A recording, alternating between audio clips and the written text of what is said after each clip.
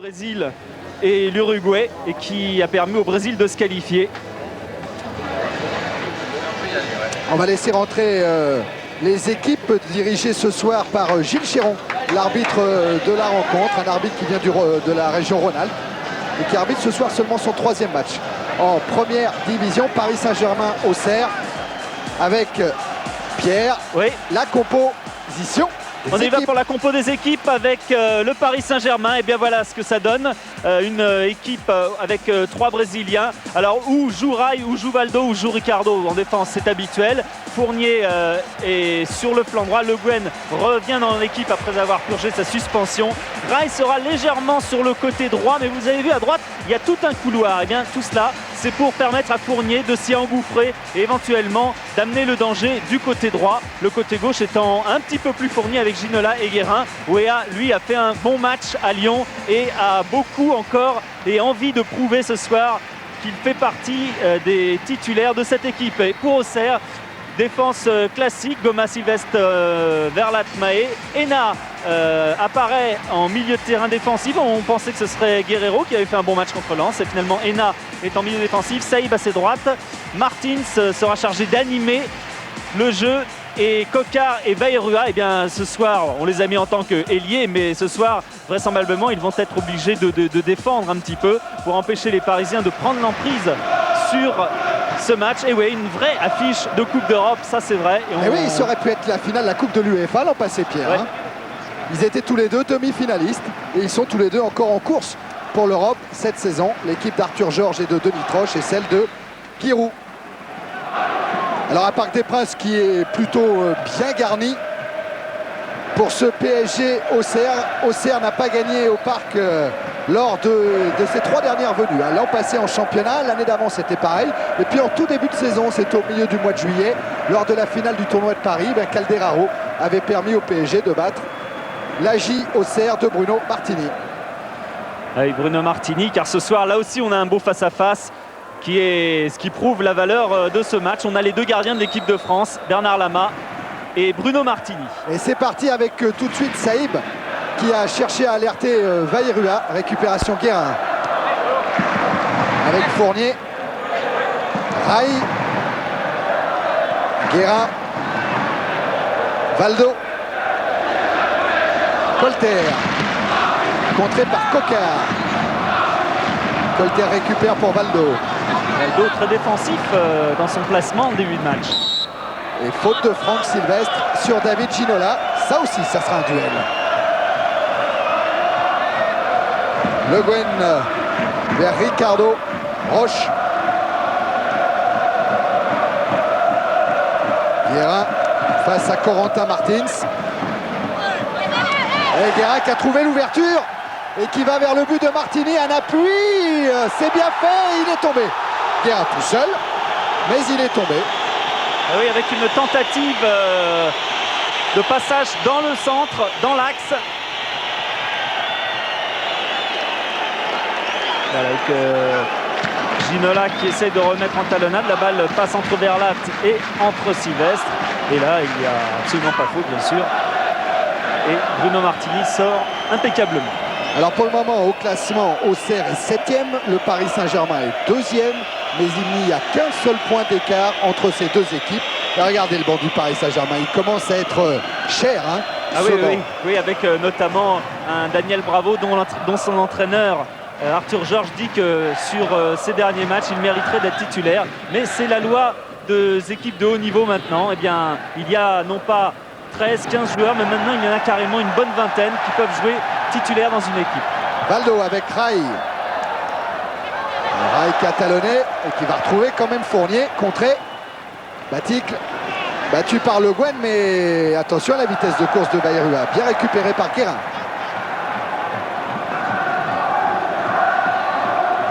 Ricardo.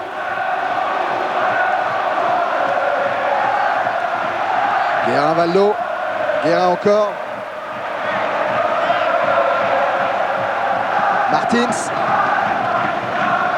Alors au niveau défensif, Thierry, on a Ginola qui a Sylvestre qui est au marquage sur Sylvestre, Sylvestre sur Ginola, et Goma qui est au marquage à l'instant, vous venez de le voir, sur Georges Weah.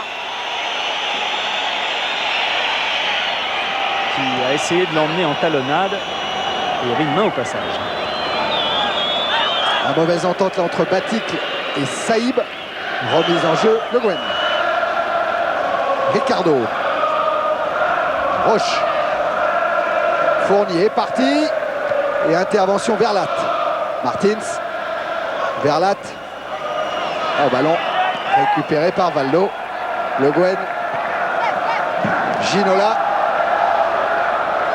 Il s'est retourné, Ginola, mais Coquard est bien revenu pour donner ce ballon à Martini. Oui, pas de risque pour Martini parce qu'il pense que lors de la passe en retrait, bien, la première chose à analyser, c'est la part de risque. Et il n'a pas voulu en prendre de risque. Et attention à ce centre, Martini les fleurs. Centre de Wea. Raï a été devancé par Mahé. Oh, Mahé, bel exploit le long de la ligne de touche qui parvient à servir Corentin Martins. Ballon de contre là pour Auxerre. Bayrua, ça va vite, très vite. Baticle face à Raimondo. Ricardo Gomez. Frappe de Martins, Coquard. Arrivée de Saïb, il a levé la tête l'Algérien, il centre. Le Guen a du mal à dégager. Voilà qui est fait. Oh, quel contre qui part de Mahé. Il a des ailes aujourd'hui, Stéphane Mahé, c'est son anniversaire, il a 25 ans. Et c'est lui qui est à la base de cette belle contre-attaque. Remise en jeu Sylvestre.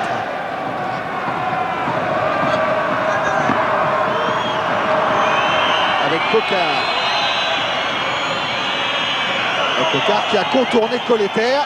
Coquard toujours. Centre. Et de la poitrine, Ricardo sort le ballon. Valdo. Aïe. Qui a cherché Wea. Martins pour Auxerre. Un bon ballon encore pour Coquard. Peut-être trop long. Oui. Eh bien, ça part vite quand même, hein. Sous les yeux de Yannick Noah. Voilà, Sydney, ville olympique, on vous le rappelle. Chénez va l'immortaliser.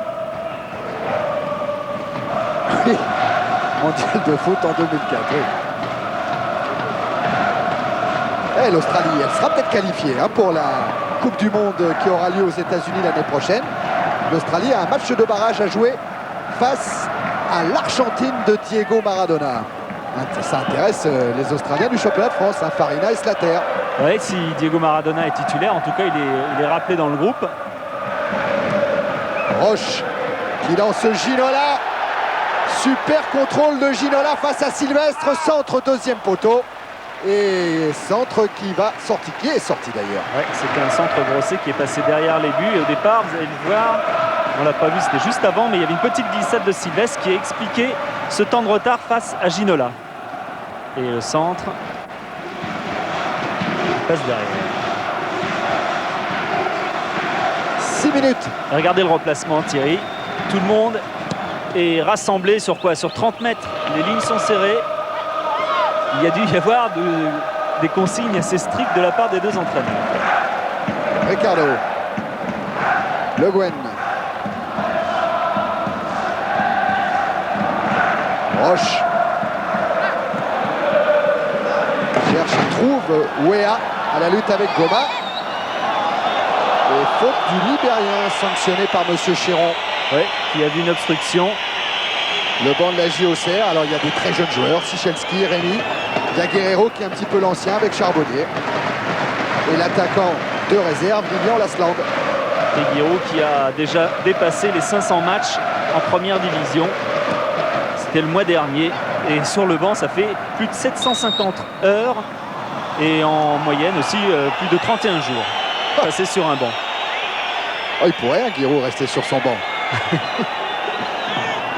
Du moment qu'il est bien couvert. Et on a discuté tout à l'heure, le premier match de Bastia en première division, le premier but encaissé par Auxerre plutôt en première division, c'était un contre son camp.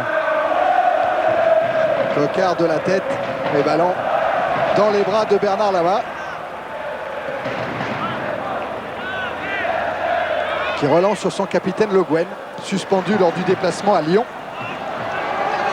Roche. Fournier. Valdo appelle le ballon devant, Fournier pique à l'intérieur. Ah, il a cherché Guérin. Ça revient avec Batik. Valdo à la lutte. Martins. Saïb. Oh, il y a des tacles. Il y en a même un de trop, c'est celui de Fournier, sanctionné par l'arbitre. Et pour l'instant, le Paris Saint-Germain essaie de mettre le ballon à terre, de jouer en passe courte et de pénétrer dans l'axe. On a vu des redoublements de passes, des tentatives de 1-2, mais pas trop de balles en profondeur. Verlat a joué le coup franc vers Mahé. Intervention Fournier. Alors, le contrôle de Mahé de la poitrine. Et il a empêché la balle de sortir. C'est lui qui va effectuer la remise en jeu. Il a voulu chercher Vairua. Les défenseurs parisiens attendent Bernard Lama, qui n'a encaissé qu'un seul but depuis le début de la saison au Parc. Un but inscrit par le Lillois Anderson. Car le PSG est la seule équipe du championnat à n'avoir pas concédé le moindre point à domicile. 4 matchs, 4 victoires. Franck Sylvestre qui lui a passé 12 ans à Sochaux. Et attention à Wea. Ballon dégagé par Martins. Tête de Roche. Fournier à la lutte avec Vairua. C'est Roche qui reste au sol. À la Roche.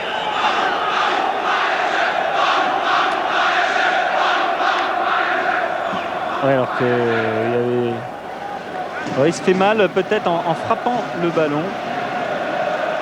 En tombant sur le coude peut-être, Pierre. Parce aussi. que cette semaine, hier ouais, c'est ça, à l'entraînement, il se faisait déjà masser le dos. Ah ouais, il glisse et peut-être qu'il retombe mal. Il se faisait masser le dos et ouais, là c'est le coude qu'il se tient. Ouais, Roche est au sol. Intervention de Joël Lehir. Ouais, c'est vraiment le coude. Et là il a mal. Oui, Roche est l'ancien joueur d'Auxerre. Il a passé 2 saisons dans Lyon. Et tout à l'heure, alors que vous apercevez Noël Le Graët, le président de la Ligue nationale de football et vice-président de la Fédération française, et qui donc à ce titre a participé à ce conseil fédéral qui a infligé les sanctions que vous savez à l'Olympique de Marseille et aux joueurs valenciennois Bourouchaga Robert, à Jean-Jacques Edoli et à Jean-Pierre Bernès. Toutes ces mesures sont suspensives pour le moment et peuvent être reprises à tout moment par le Conseil fédéral. Ah, c'est malin ça. Tenter un tir comme ça parce que Lama était un tout petit peu avancé. Sylvestre, Aïe, Wea ou Goma. Et Wea qui aurait voulu écarter sur Kéra. Verlat, Vairua.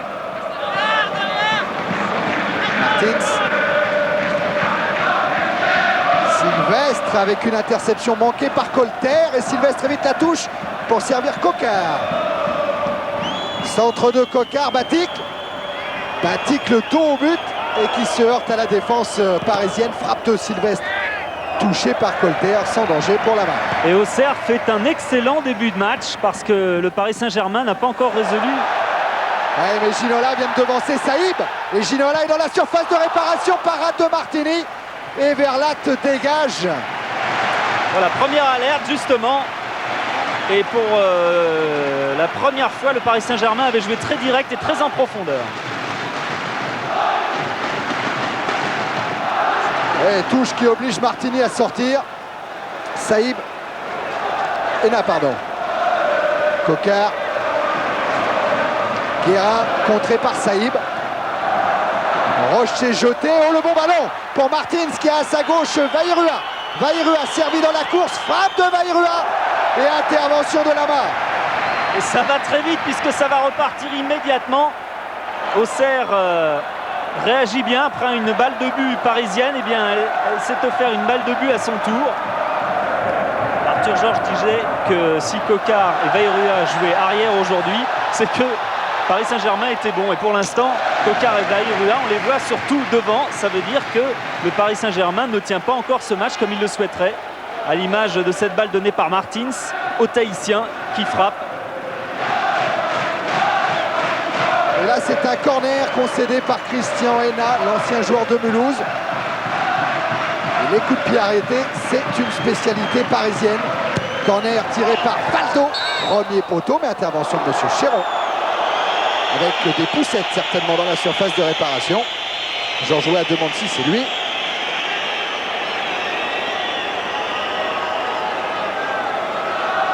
Ouais, ce serait plutôt Roche qui aurait commis la faute. 13 minutes en première période, toujours 0-0. On a déjà vu de très belles choses. Colter, Valdo. Ricardo.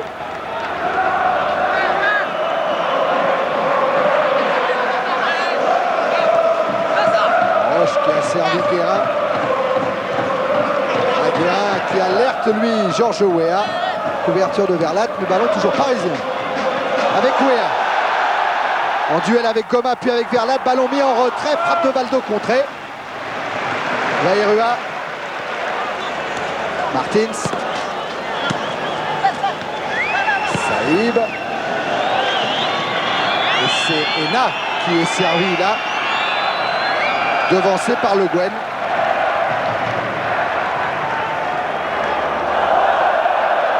Il fait le spectacle Bernard Lama pour la plus grande joie du public. Quand il était petit, il jouait avant-centre, hein, Oui. donc ça laisse des traces. Le Guen. Valdo. Les deux numéros 10. Et Valdo a éliminé Martins. Centre de Valdo. Et intervention de M. Chéron. Monsieur Chéron sera intransigeant sur les poussées dans le dos aujourd'hui, puisque c'est le 3e coup franc qu'il siffle pour cette faute. C'est son 3e match cette saison en première division. Il a déjà fait Metz-Angers, Caen, Lens.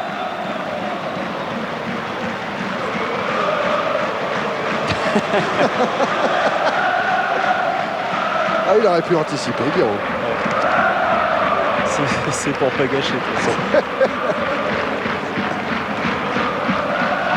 Remise en jeu, Sylvestre. Avec Baticle. Verlat. Goma. Goma, Vairua. Martins. Martins toujours contré par Roche. Georges Weah maintenant. Oh, Georges Weah dans un numéro extraordinaire. Un appui sur Ginola. Rai. À nouveau, Georges Weah. Et cette fois, dégagement de Goma. Vairua. Martins.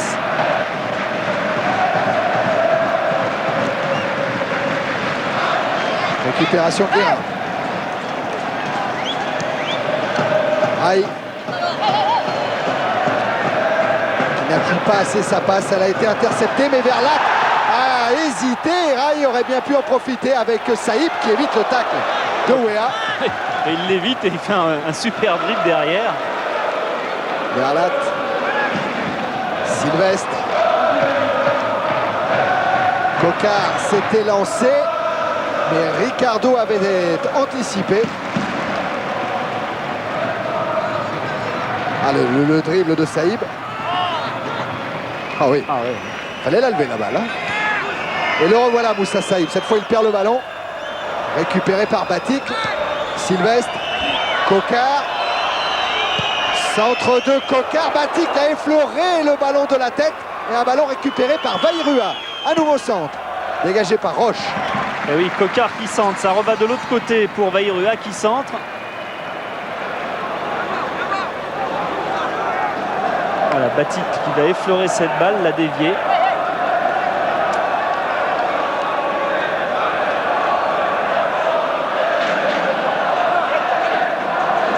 Martins. Le Guen. Qui évite bien le pressing du capitaine de la GIA. Et faute de Goma sur Weah. Tiens, on en profite car on est un peu loin des buts. Il se passe tellement de choses pour vous rappeler que vous avez toujours le 3615 code CPLUS à votre disposition pour poser des questions et gagner un voyage d'une semaine pour 2 personnes à Majorque. Voyage offert par Eldorador. Et en plus du Minitel, vous avez notre répondeur. Attention à Weah quand même. Sortie de Martini. Vous avez notre répondeur au 36 68 2 4 6 8. 36 68 2 4 6 8. Vous téléphonez, vous posez votre question et avec un peu de chance, votre question passera à l'antenne en fin de rencontre et Pierre ira faire répondre la personne adéquate. Question aux joueurs, aux entraîneurs, aux arbitres, à qui vous voulez. Rai.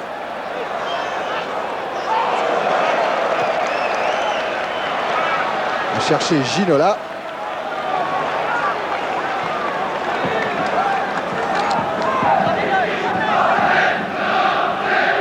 Sylvestre qui finalement est carrément sur le côté droit, un petit peu comme lors du dernier match où il avait échangé sa place avec Goma contre Lens. Goma avait pris Omambiik dans l'axe et Sylvestre était sur le côté droit. Et Sylvestre à nouveau pour la remise en jeu avec Coquard. Sylvestre. Coquard. Il a essayé d'emmener son ballon, intervention Roche.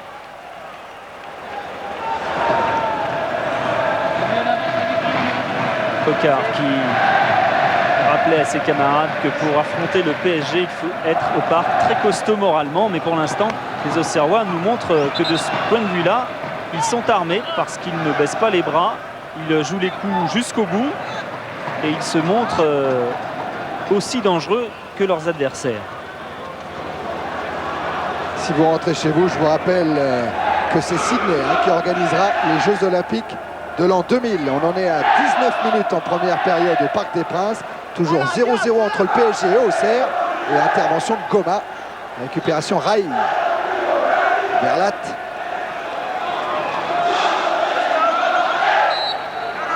Ballon qui sera pour la J Auxerre sous les yeux de Robert Budzinski, directeur sportif de Nantes. Les deux clubs sont très proches l'un de l'autre en ce moment parce qu'ils affrontent d'abord en Coupe d'Europe deux clubs espagnols, Auxerre et Nantes.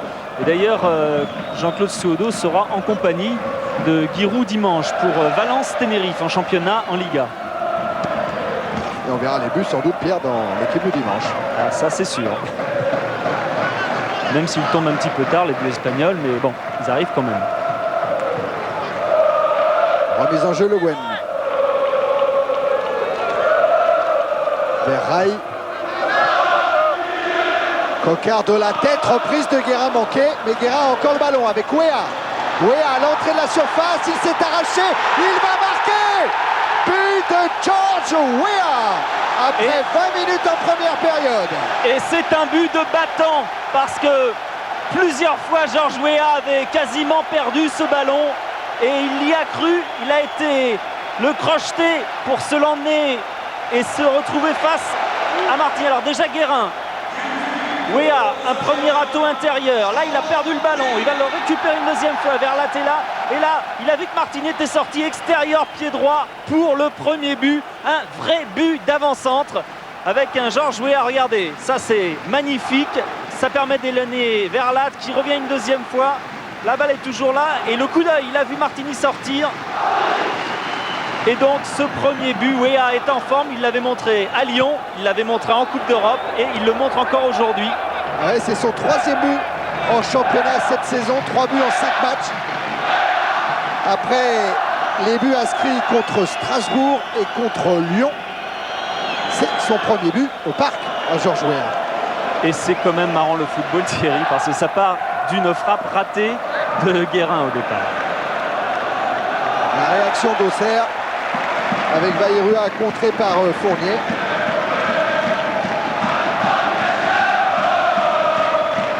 Martins au milieu de 3 Parisiens et Guérin sort avec le ballon. Faute de Mahé sur Vincent Guérin. Qui demande des appuis. Venez vers moi.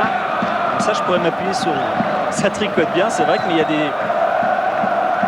a des tricots oui, qui sont efficaces ce soir.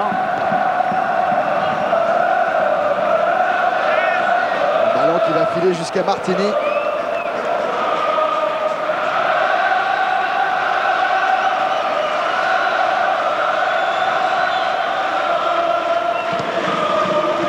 Là, problème pour Auxerre qui n'a marqué que 2 buts en déplacement depuis le début de la saison. Vairua à Strasbourg et Martins à Martigues. Rai. Valdo. Ginola. Valdo. Ginola centre. Au deuxième poteau. Là, on va retrouver Ena. Et on va voir comment Auxerre réagit. L'an dernier, dans les mêmes conditions, Auxerre était mené 1-0. Bien, son jeu s'était un petit peu désagrégé. Et PSG avait marqué un deuxième but. Et c'est Wea, Pierre, effectivement, qui avait ouvert le score l'an passé face à Auxerre. Et Guerra qui avait inscrit le second but.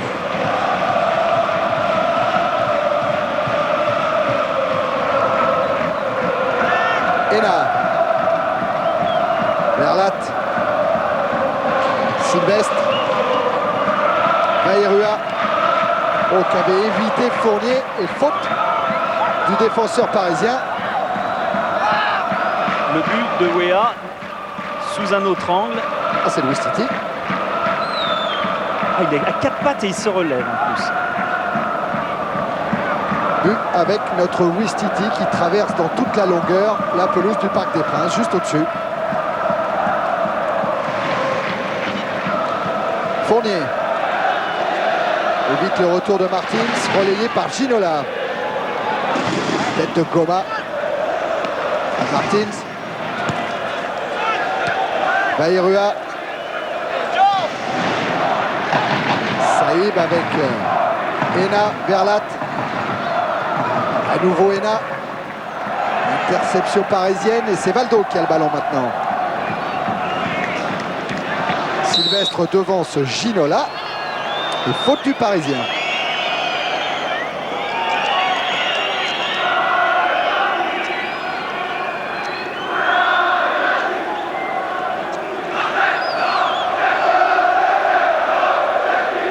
Franck Sylvestre qui a joué donc la semaine dernière il y a quelques temps dans son ancien club contre Sochaux et qui c'est évidemment un match particulier puisqu'il avait passé 12 saisons là-bas et qui avait les jambes lourdes, il était anxieux à l'occasion de ce match.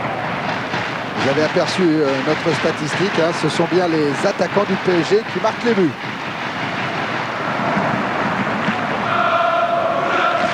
Vairua. Avec une sortie de la main juste au-dessus de Coquart.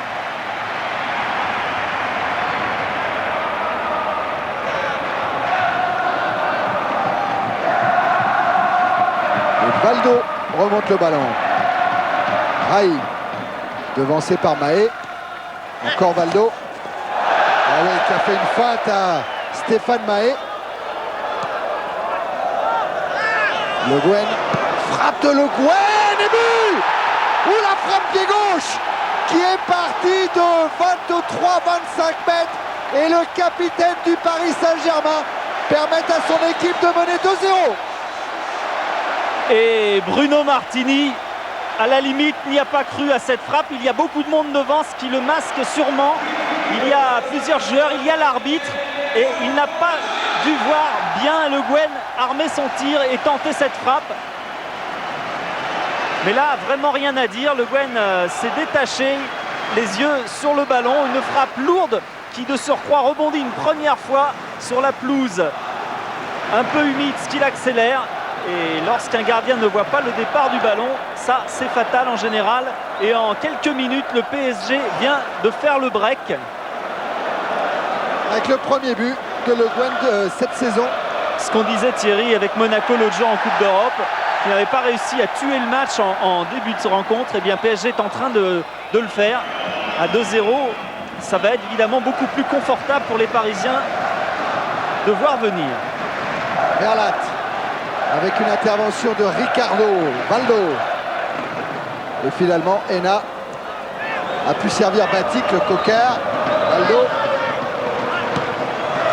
Ginola, Valdo, le 1-2 a fonctionné. Wea est servi. Wea qui écarte sur Rai. Là de Rai sur la transversale. Quelle inspiration du capitaine brésilien. Mais attention au contre, emmené par Vairua. Saïb. Baticle. Et Fournier à nouveau vers Rai. Vallo. Rai qui va obtenir ce coup franc, mais quelle action encore, Pierre! Ah oui, avec Ginola qui s'est retourné, il n'a même pas regardé, il a analysé de par la situation de jeu que forcément Bruno Martini était avancé. Et ce geste génial, oui Rai, pardon, ce geste génial.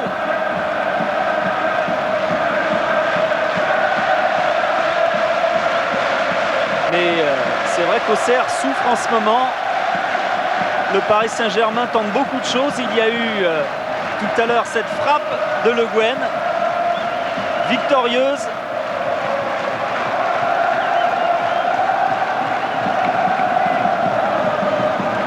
Et lorsqu'on pense que la crainte des Parisiens, c'était que justement Rai et Ricardo ne soient pas encore physiquement vraiment dans le coup en raison du match qu'ils ont joué dimanche sur la pelouse de Maracana, et pour l'instant ça ne se voit pas trop dans l'équilibre général de l'équipe.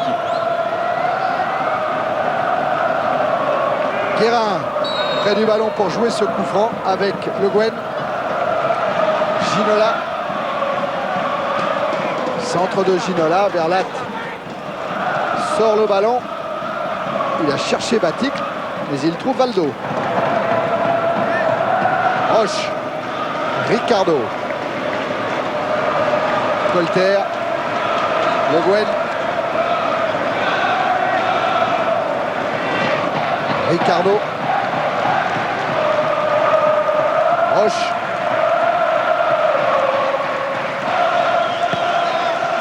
ballon au Serrois maintenant avec Vairua. Martins, contré par Guérin, et Guérin qui peut lancer David Ginola avec Weah qui est venu couper le ballon et but! Début de Giorgio Weah après 29 minutes en première période, le Paris Saint-Germain mène 3-0. Et là, ça ressemble à un chaos. Ginola qui sait que Weah forcément va couper la trajectoire de ballon. Weah qui est peut-être à égalité au départ avec Goma, mais qui, fort de sa puissance, de son physique, s'engage et engage la tête le premier pour aller décroiser cette tête hors de portée de Bruno Martini. Ah, les Parisiens sur un nuage en ce moment, tout leur réussit et tout est bien joué, il n'y a vraiment rien à dire. Cette balle de Ginola, c'est un petit caviar comme l'on dit. Ah ouais, David Ginola qui est toujours d'ailleurs meilleur buteur du championnat et donc du Paris Saint-Germain, qui rêvait aussi de donner des balles de but à ses coéquipiers. Ben voilà qui est fait. Et le but, il fallait quand même le marquer, hein.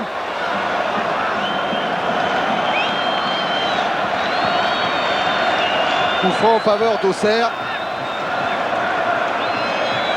qui n'avait encaissé que 3 buts lors de ce déplacement. Franck, Ah. Franck, change avec Julio. Julio. Alors. Alors, changement tactique à Auxerre, hein, Pierre, avec Verlat. Des changements au marquage, parce que c'est vrai qu'il y a des boulevards en ce moment. Et ouais, il y a encore Valdo qui peut lever la tête et chercher une solution, mais non, cette fois c'est Martini qui intervient et qui relance sur Saïb.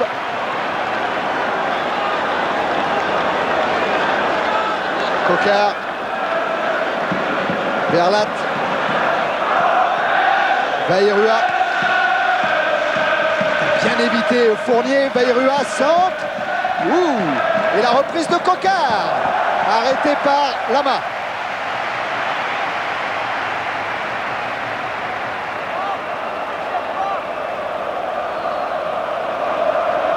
Ça tient un peu de choses, hein, car le Paris Saint-Germain mène 3-0, mais rappelez-vous des 3 contre Auxerrois du début de match. Saïb, Coquard, Ena. À nouveau, Christophe Coquard face à Ricardo. Centre de Coquard, pied gauche, tête de Fournier. Verlat. Fournier encore. Valdo. Fournier Fournier plus vite que Mahé. Mais ballon qui revient à Bayrua.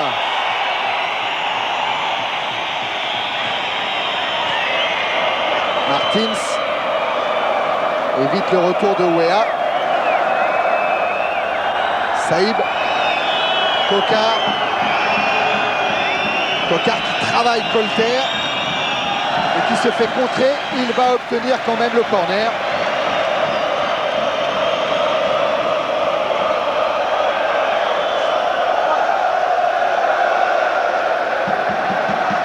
Batik juste devant Bernard Lama. Ouais, les Auxerrois maintenant n'ont plus vraiment le choix. S'ils veulent tenter quelque chose, il faut attaquer, il faut monter nombreux sur les corners, sur les coups de pied arrêtés. Et Bayrua le frappe, il est rentrant, il est beaucoup trop rentrant car il est passé carrément derrière la cage de Lama. Sylvestre était monté. Oui, avec Arthur Georges, un début de match, Arthur, que vous n'espériez pas peut-être. Ouais, ça se passe bien, mais il faut continuer parce que il ne faut pas jamais tomber dans la facilité et penser qu'on joue contre une petite équipe. Je crois que c'est ça le piège. Ça veut dire qu'il faut continuer à presser, il faut continuer à faire monter l'intensité du jeu et il faut continuer à essayer de marquer. Oui, Arthur Georges sait qu'après 33 minutes menées 3-0, eh ben, il y a la tentation un petit peu de laisser filer.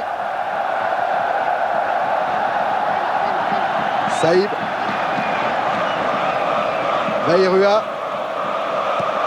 Centre pour Baticle. Colter. Kokar maintenant. Encore avec Baticle qui se heurte à Ricardo. Et ça repart avec Valdo. Ginola. Qui a Goma cette fois devant lui.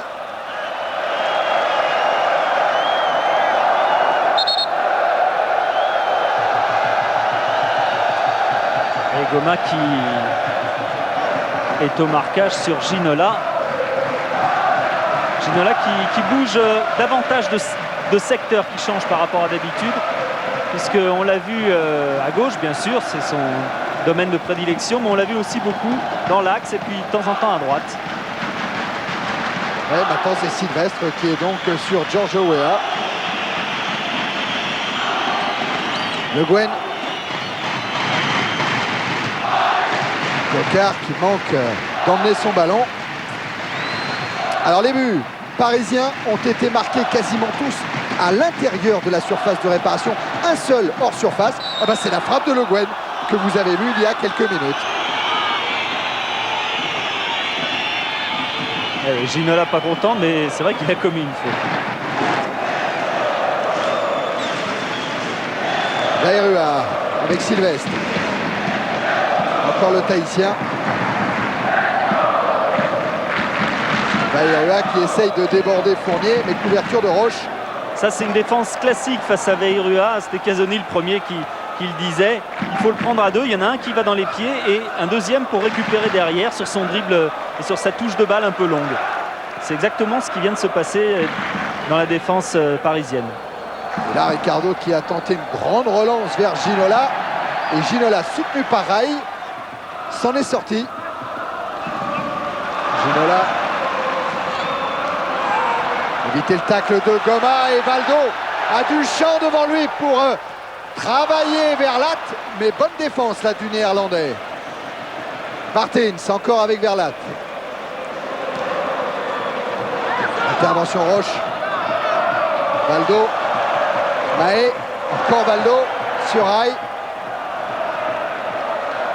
Weah. Relayé par Le Guen. Centre de Le Guen, tête de Verlat. Et Sylvestre va être à l'ouvrage face à Weah. Mais faute de l'avant-centre du PSG. Oui, cette fois il s'est engagé de façon illicite, sans toucher le ballon et en poussant. Et ça fait faute. Et Le Guen qui a très envie de jouer aujourd'hui parce qu'il a été suspendu lors du dernier match contre l'OL. Et il restait sur 63 matchs consécutifs en championnat avec le PSG. Ah, c'est la régularité, Paul Le Guen. Colter.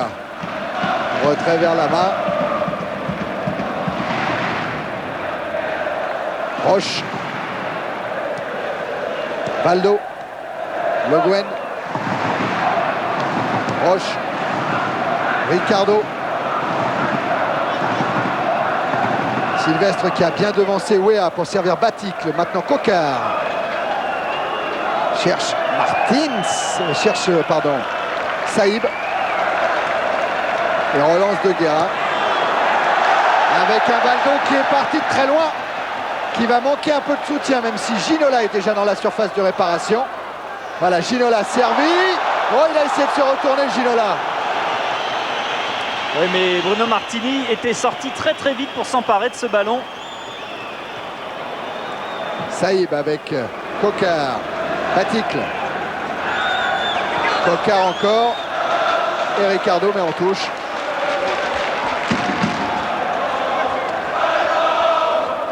Ouais. C'est vrai que ça ressemble un petit peu à la deuxième mi-temps du point de vue des Brésiliens que l'on a vu dimanche, avec un Brésil assez euphorique.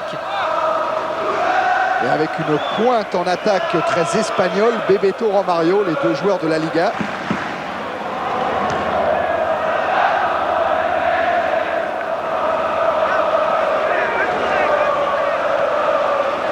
Roche. Ricardo. Le Guen. Valdo.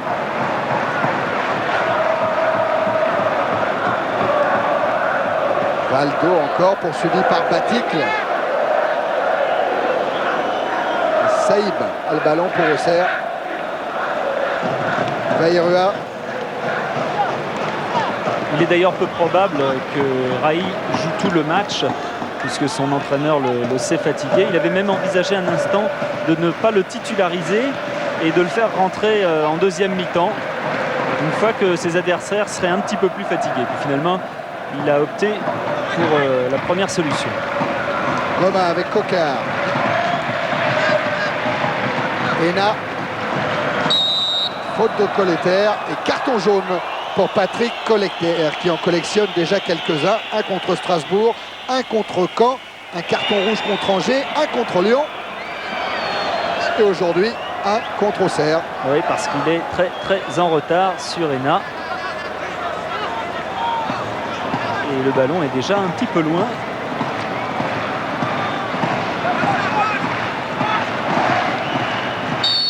Saïb qui va se charger de ce coup franc. Et c'est Ricardo qui a sorti le ballon de la tête. Dégagement Fournier. Et là, préfère concéder une touche. Oui, il faut dire que c'est vrai que depuis un certain temps, le PSG vient chercher les ballons, vient presser la défense et que la sérénité s'évapore petit à petit, notamment chez les jeunes joueurs comme Christian Ena. Ginola qui a joué rapidement le coup franc avec Rai. Ginola encore, Rai à nouveau. Weah qui essaye de passer Sylvestre mais avec une faute, estime Monsieur Chéron.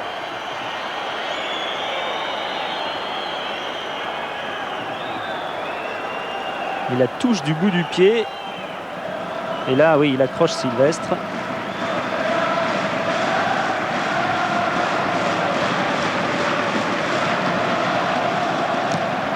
La 42e minute de cette première période.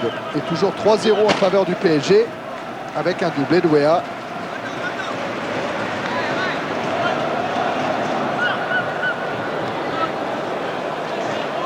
Baticle qui lui a réussi un triplé cette saison contre Lyon.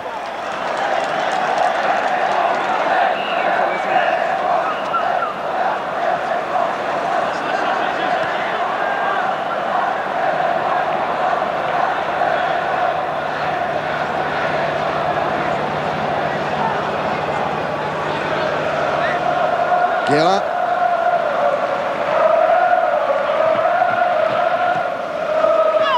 Guérin qui a essayé d'alerter Fournier, le ballon qui sort derrière la cage de Martini.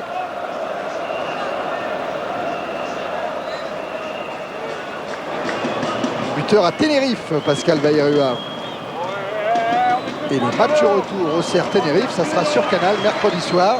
Il y aura d'abord en direct Athènes-Monaco sur TF1 et juste derrière sur Canal, ça sera Auxerre Tenerife.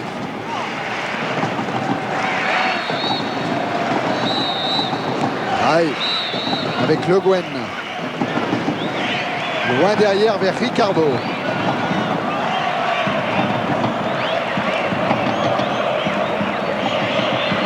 Guerra avec Ricardo. Colleter. Ginola. Tête de Mahé. Mais dans les pieds de Guerra, ce ballon revient. Avec Weah maintenant. Weah toujours. Martins maintenant.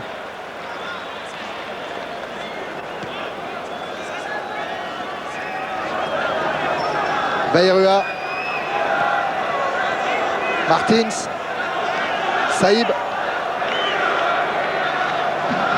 Saïb encore accroché par Roche et par George Weah. Tiens, à propos de Saïb, je crois que l'Algérie a dû faire un résultat nul 0-0 hier. C'était au Maroc, l'Algérie qui a été suspendue de la Coupe d'Afrique des Nations. Coquart de la tête. Avec une tentative de reprise de Saïb. Et finalement, c'est Ricardo qui lance David Ginola. Et Verlat est là en couverture pour servir Martini. Relance un petit peu hésitante de Martini, mais les Auxerrois s'en sont sortis. Mahé. Martins. Saïb. Bayrua. Avec un tacle de Fournier. Sur ce côté droit de la défense parisienne où manque un joueur, c'est Antoine Comboiré. On retrouvera à la mi-temps tout à l'heure Antoine sur son lit d'hôpital à Colmar. Intervention sans problème de Bernard Lama. Le temps réglementaire est dépassé maintenant. Au moment où Guerra remonte ce ballon. 3 buts en première mi-temps dans ce championnat 93-94, c'était arrivé à Sochaux et 2 fois à Monaco. À Monaco, on avait même vu les 5 buts en une mi-temps, souvenez-vous. Rai qui a essayé de faire petit pont sur Verlat et mettre en retrait sur Weah, mais intervention de Sylvestre. Sylvestre encore, servi par Ena. Batik. Sylvestre. Et coup de sifflet de Monsieur Chéron. Fin de la première période. Et le Paris Saint-Germain qui mène 3-0. 2 buts de Mr. George. Voilà, Georges qu'on va retrouver. Georges, vous avez envie de jouer ce soir. C'est pour cela que vous avez marqué 2 buts. Ça se voit en tout cas. Oui, le coach m'a fait confiance. Il m'a dit pour travailler tous les jours. Là, de travailler. C'est ça le travail, ça paye. Et beau, très belle passe de David Ginola. Et beau tête de George. De quoi on a fait le 107 premier mi-temps. Il faut nous continuer pour gagner ce match. Est-ce que vous vous sentez différent? Est-ce que c'est un match particulier lorsqu'on marque 2 buts? Oui, ça c'est un très grand match. De quoi c'est ça, si je peux faire très grand show, de quoi c'est ça, ça va être difficile pour moi. Et avec la confiance, avec, comme le coach m'a donné, je suis en vie pour jouer et montrer le coach de travailler. Mais pour l'instant, on voit bien. Merci Georges. Voilà, Georges Weah qui va regagner les vestiaires alors que Jean-Paul nous remontre le premier des 2 buts du Libérien avec cette petite pichenette au-dessus de Bruno Martini. Il y en a un qui doit être content alors que, ah oui Jean-Paul, c'est une bonne idée de nous remontrer le 2e but avec la passe décisive de David Ginola. Ah oui, c'était vraiment dans le temps cette balle et l'engagement impressionnant de Weah qui n'était pas en avance au départ de l'action de la tête et qui s'est jeté pour aller couper la trajectoire du ballon. Ouais, Pierre, oui. Je disais qu'il y en a un qui doit être content parce qu'il souffre. Il souffre sur son lit d'hôpital. Il est parti à Colmar. Il a été opéré ce matin par le professeur Jäger. Cet homme, c'est Antoine Comboiré qui est vraiment sympa de nous recevoir dans sa chambre d'hôpital. Mais sympa Comboiré, tout le monde le sait, hein, dans le milieu du foot français. Antoine, salut Antoine. Oui Thierry, bonsoir. Comment ça va Antoine? Je crois que le plus dur est passé pour moi. C'était l'intervention. Maintenant, je veux dire, j'ai eu toute la journée pour récupérer. Ça s'est bien passé. Et je crois que je suis surtout très heureux de voir mes partenaires faire un très très grand match. D'ailleurs, avec Christophe là, de Canal+, on avait parié. Et je lui avais dit 3-0 pour nous. Et donc, c'est le cas. Alors, c'est vrai que... Ouais, mais attention, Antoine. Attention, Antoine, il y a une deuxième mi-temps. Hein. Oui, complètement. Complètement, mais j'avais annoncé quand même 3-0 et c'est vrai que j'espère qu'ils vont faire mieux, quoi. Antoine, c'est une rupture des ligaments croisés du genou que votre souffrance aujourd'hui, c'est ça? Tout à fait, ouais, il y a eu une rupture donc, des ligaments croisés antérieurs et aussi donc le ménisque qui a souffert, donc il a enlevé le bout de ménisque qui restait et puis mais il a rattaché donc le ligament et puis maintenant je crois que je suis reparti pour avoir un genou tout neuf. Ça veut dire quoi? Ça veut dire que vous allez vous réentraîner quand à peu près? Vous le savez, vous avez une petite idée de votre temps d'arrêt du moins? Faire des prévisions c'est toujours très difficile, mais le professeur Yeager a été donc catégorique dans le sens où il faut quand même 4 mois avant de pouvoir recourir. Et puis je crois que pour retrouver la haute compétition, le haut niveau, il me faut entre 6 mois, je dirais entre 6 mois et 8 mois, quoi. Donc c'est vrai que c'est long, mais pour moi il ne faut pas faire n'importe quoi, vouloir précipiter les choses en se disant que il faut revenir le plus tôt possible et surtout donc se blesser à nouveau. Donc pour moi la saison est pratiquement finie, hein. Il faut pas se leurrer. Maintenant je vais de mon lit d'hôpital et essayer de tous les jours donc encourager les copains et puis se dire que malgré mon absence ils seront capables de faire une très très grande saison, aussi bien que celle de la saison dernière. L'arrivée des Brésiliens, vous l'avez déjà vécu une fois, vous la voyez de loin cette fois-ci. Est-ce que vous trouvez que ça change dans le jeu parisien? Est-ce que ce sont deux équipes différentes ou alors ils doivent s'adapter au jeu parisien?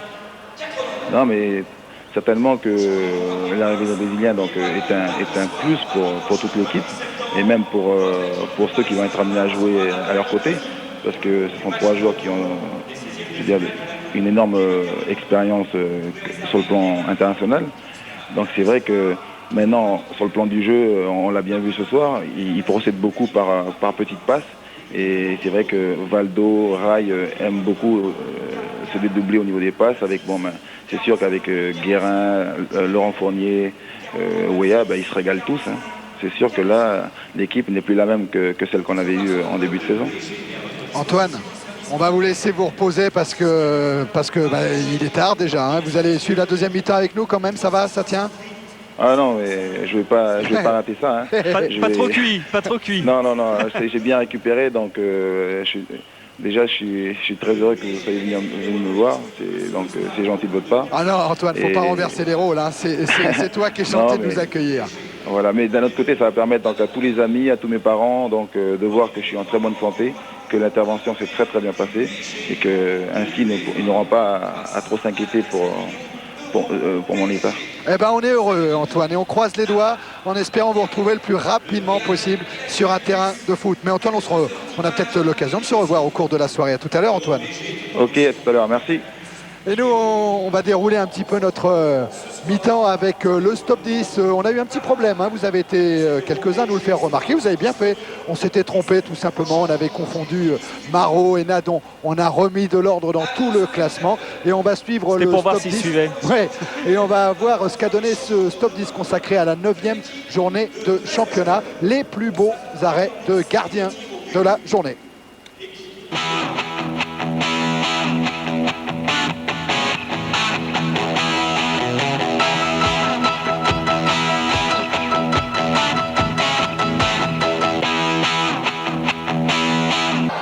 10e place pour le capitaine monégasque car il fallait aller chercher ce coup franc de Baudry. La balle est placée, prend de la vitesse sur la fin et Tori bloque, c'est parfait.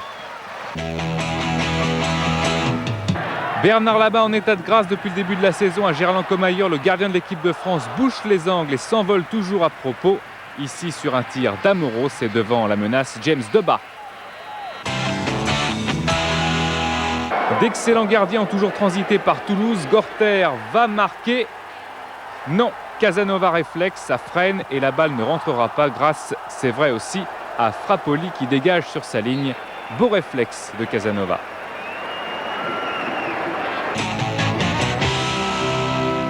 Septième place pour Pifto. Le gardien du Havre a bien maîtrisé la situation en se couchant.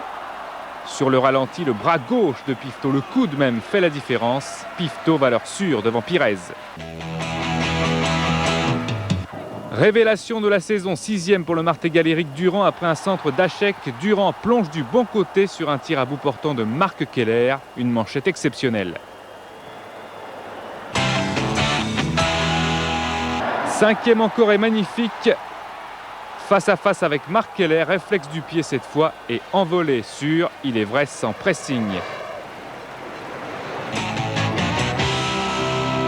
À la 4e place, Cormain Boeuf, le Suisse alsacien, impeccable sur sa ligne, une main en béton, la concentration pour éviter que le ballon ne rentre face à la masse athlétique du footballeur américain Punevachi.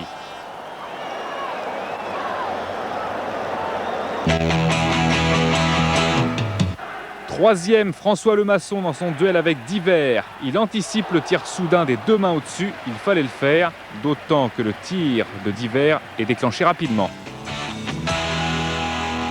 Deuxième, Claude Barabé, étonnant depuis le début de l'année. Barabé multiplie les exploits, comme là devant le Canois Sauvaget.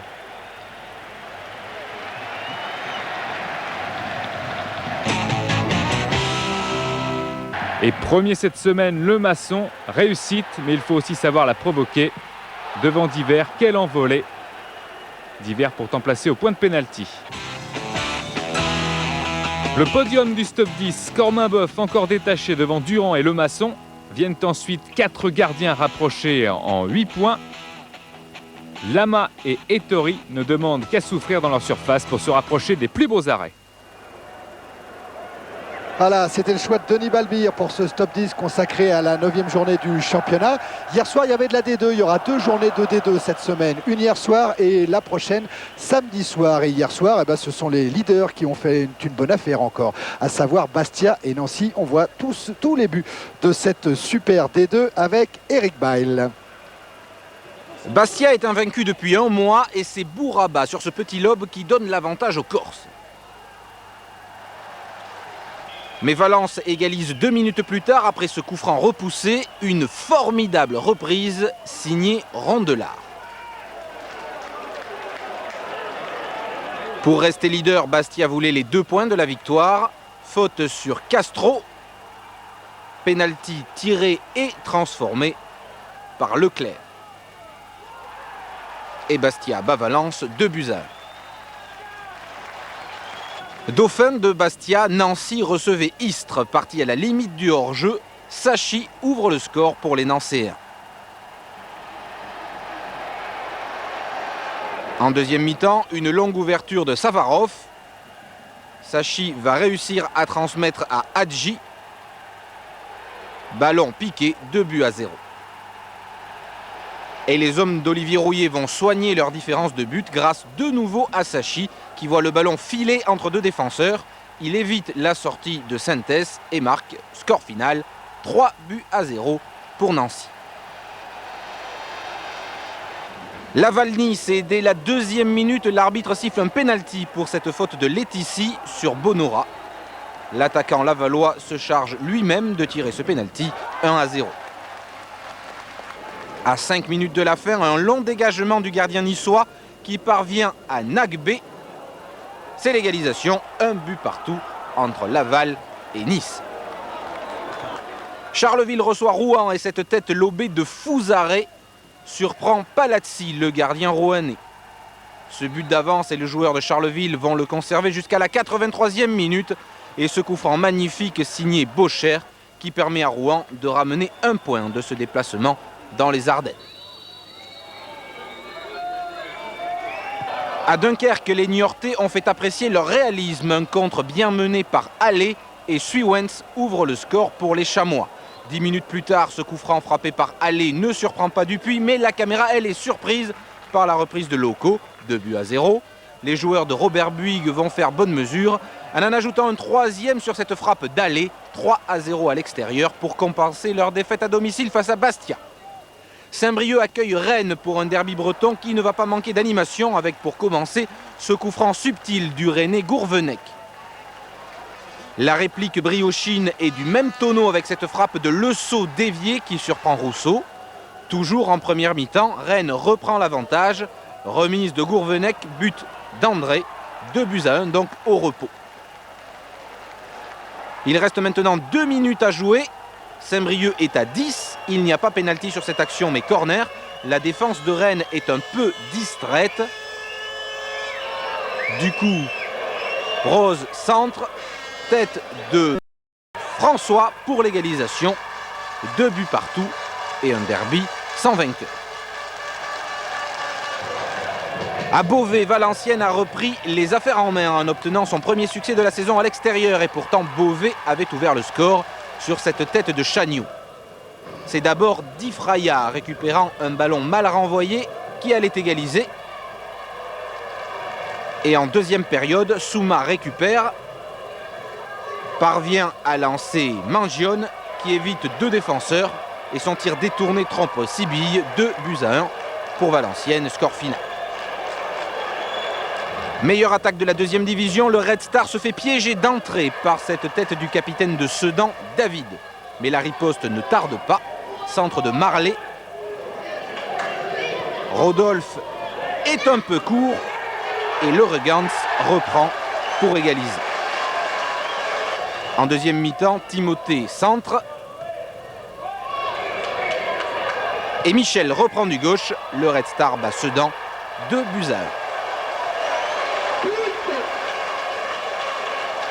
Un seul but dans le match Bourges-Alès. Il est inscrit par le jeune défenseur de Bourges, Liort, au départ et à la conclusion de cette action. Et Bourges bat Alès 1-0.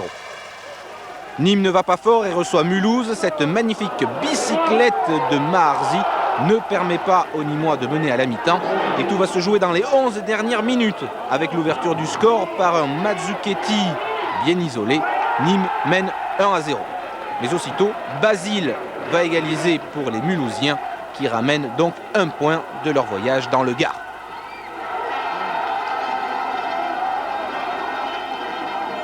Enfin, Guignon, qui recevait Le Mans, a dû se contenter d'une petite victoire obtenue suite à ce corner et cette tête de Correia qui lobe Pédemas.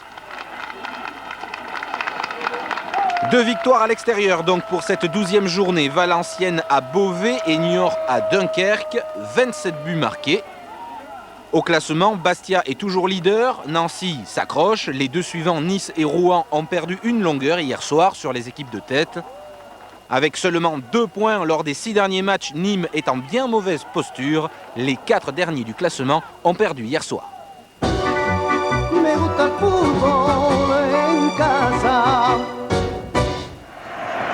Voilà, c'était pour la seconde division alors que les joueurs du Paris Saint-Germain sont en train de revenir sur la pelouse du Parc. On a le temps de faire une nouvelle tentative visiophone, cette fois avec Serge Delmas, l'entraîneur du Toulouse Football Club. Merci Serge de nous accueillir chez vous. Bonsoir. Oui, bonsoir. Serge, vous accueillez avec Toulouse-Montpellier demain et puis la journée d'après, vous jouerez contre Auxerre. Alors j'imagine qu'un entraîneur tire des enseignements d'une telle première période.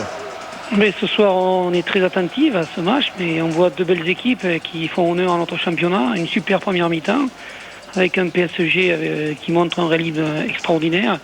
Et malgré ça, la Auxerre qui est toujours fidèle à elle-même et qui, malgré ses 3 buts de retard, a montré un excellent visage en première mi-temps. Alors Serge, vous êtes un petit peu en difficulté après 9 journées de championnat. Vous connaissez ça, car l'année dernière, c'était déjà un petit peu le cas avant que vous remontiez la pente. Toujours pas de victoire. C'est psychologique maintenant ? Écoutez, on cherche les raisons. On espère que ça va venir dès demain soir contre Montpellier. On fait tout pour ça. Et c'est vrai qu'après l'année dernière, ce début de saison difficile, cette année, on espérait mieux démarrer. Et malheureusement, on connaît la même situation. Mais l'état d'esprit du groupe n'est pas entamé et on espère qu'on n'attendra pas la 13e journée comme l'année dernière pour réaliser notre première victoire et que dès demain soir, on fera plaisir à notre public par la première victoire au Stadium. Serge, 3 buts marqués en une mi-temps par le Paris Saint-Germain, c'est votre total de buts depuis le début du championnat. Ça c'est inquiétant quand même. C'est inquiétant et puis c'est sûr, c'est vrai que c'est dans ce secteur où l'on pêche, mais je vous dis, c'est peut-être un problème collectif, un problème de confiance. Et j'espère qu'on ne va pas rester trop longtemps avec la plus faible attaque. Merci Serge de nous avoir accueillis. On se retrouve à la Merci fin de la à vous. rencontre si vous le voulez bien. Ok. Allez, on vous laisse regarder cette deuxième période qui démarre avec le Paris Saint-Germain qui a le ballon et Vincent Guérin. Le Guen. Ouais, Thierry, il y a quand même un petit changement. C'est Baticle qui est rentré, c'est Guerreiro qui est rentré à la place de Baticle. Donc on renforce le milieu de terrain. Côté Giroud, qui a donc fait ce choix tactique. Ouais, mais c'est vrai qu'il n'y a pas de Brésilien. Je crois qu'il n'y a jamais eu de Brésilien à Auxerre. Alors je pense pas. Non, il y a eu beaucoup de joueurs de pays de l'Est. Oui. Il y a des Hollandais comme Verlat, mais il n'y a pas de compatriote de Rai. Rai qui est arrivé avant-hier chez lui puisqu'il a emménagé maintenant dans sa maison. Et lorsqu'il est arrivé donc de Rio avec tous ses bagages, eh bien, tous les voisins sont venus lui apporter des fleurs. Les enfants ont amené des bonbons aux siens. Il était assez surpris, il croyait que c'était une coutume française. Attention à Valdo avec Ginola. Verlat de la tête. Prolongé par Mahé. Et Martins à la lutte avec Le Guen. Martins qui réclamait une main du capitaine du PSG. Rai. Wea. Rai. Et directement vers Martini. Alors pour la réorganisation, Coquard et Vairua vont demeurer dans leur même secteur. Martins sera un tout petit peu plus offensif qu'il ne l'était. Saïb avec Coquard. Vous le voyez Martins là à droite. Saïb, Guerreiro, Martins. Et Roche et Ricardo ne se sont pas télescopés. Saïb, Ena pardon. Coquard glisse mais récupère quand même le ballon. Christophe Coquard et cherche une solution. Mais relance de Fournier. Valdo. Accélération de Valdo. Il a passé Ena. Il a Fournier devant lui. Il s'appuie sur Laurent Fournier. Mais beau tacle défensif là de Guerreiro. Et sauvetage de Goma. Une belle image de Jean-Paul Jaude. Verlat. Vairua. Martins. Bien fait le 1-2. Le Fournier intraitable en défense et faute de Goma sur Ginola.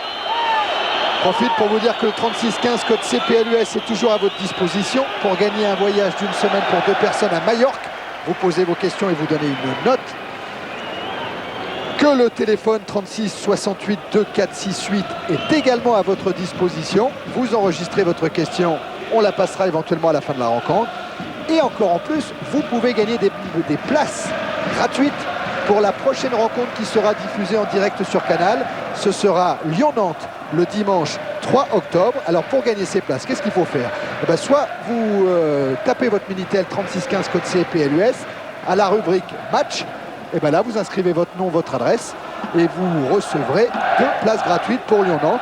Ou alors vous écrivez tout simplement, l'adresse c'est C+Foot, boîte postale 129 59 009 Lille CEDEX. C+Foot, boîte postale 129 59 009 Lille CEDEX pour gagner 2 places pour Lyon-Nantes. Valdo avec Le Guen. Wea. Et pendant ce temps-là, Thierry, ça ne vous a pas échappé. Goma a pris un jaune. Une petite carte, comme dirait Raymond Goethals. Le nouveau métier de Thierry Gilardi, c'est facteur. Ah, c'est terrible. C'est terrible. Et pour gagner le ballon d'image, comment on fait, Thierry? Là, il y a tirage au sort. Remise en jeu Fournier. Roche. Ricardo.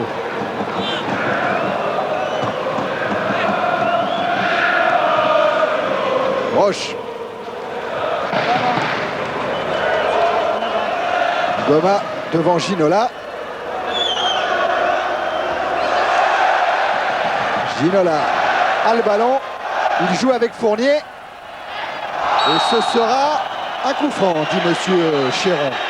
Il faut que Goma se méfie parce qu'il a déjà un carton jaune.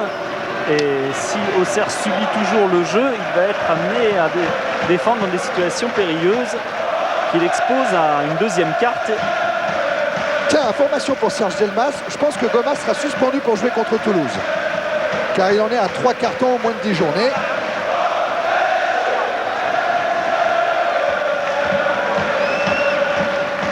Coup franc que va tirer Guérin avec une prise de balle impeccable de Bruno Martini. Un Martini qui, en retombant, s'est heurté à Sylvestre. Oui, c'est même Sylvestre qui, emmené dans sa course avec Georges Weah, a heurté Martini, plus que le contraire, et il a pris dans la nuque Franck Sylvestre. Balle travaillée et bonne attention de Martini qui a été déjà retourné vers ses partenaires pour éventuellement relancer. Sylvestre qui avait commencé sa carrière de première division ici même au Parc des Princes, c'était avec Sochaux il y a 8 ans. Ah ben voilà, à propos d'historique, les confrontations PSG-Auxerre sur la pelouse du Parc avec 4 victoires du PSG, 7 résultats nuls et une seule défaite, c'était il y a 10 ans, très exactement. La dernière victoire d'Auxerre ici et la seule au Parc. Ricardo. Roche. Raï. Le Guen. Ginola. Guérin, c'est bien fait pour Fournier. Centre de Fournier. Verlat est là. Mais sous la pression de Guérin, il doit dégager directement en touche.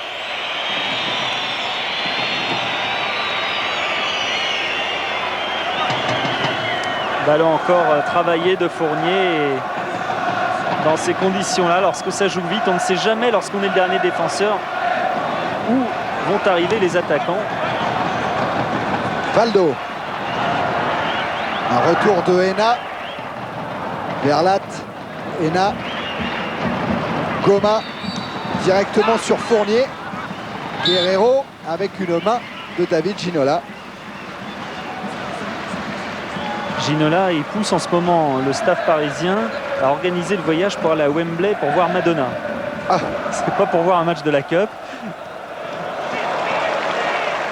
Colter. Ricardo.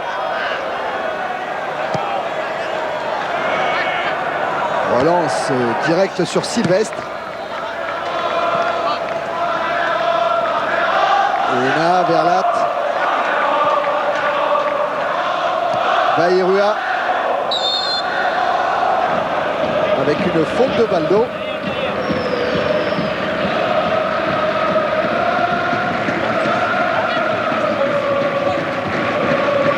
Et un coup franc joué par Mahé. Intervention Fournier. Valdo met en touche. Tempête sur la Bourgogne. Ouais, mais c'est Tenerife qui pourrait souffrir d'une tempête au stade de l'Abbé Deschamps mercredi prochain. Et puis Giroud et la GIA en ont vu d'autres. C'est vrai que de toute façon, il n'y a rien de déshonorant à perdre contre le Paris Saint-Germain au Parc ou au stade Vélodrome contre Marseille ou encore à Monaco. On sait de toute façon que ce sont des matchs difficiles pour n'importe qui.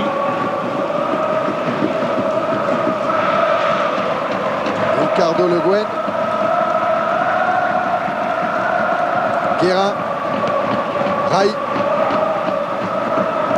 Le Guen.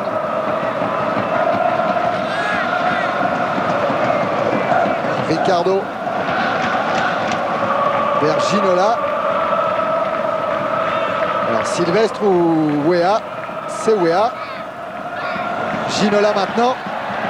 Bon tacle là d'Alain Goma. Et relance vers Coquard.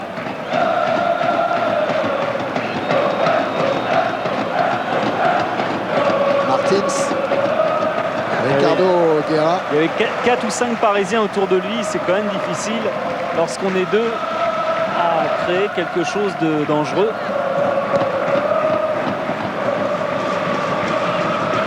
Michel Platini a dû lui aussi apprécier cette première période. Michel Platini qui a été contacté par le Real Madrid pour devenir entraîneur du Real Madrid.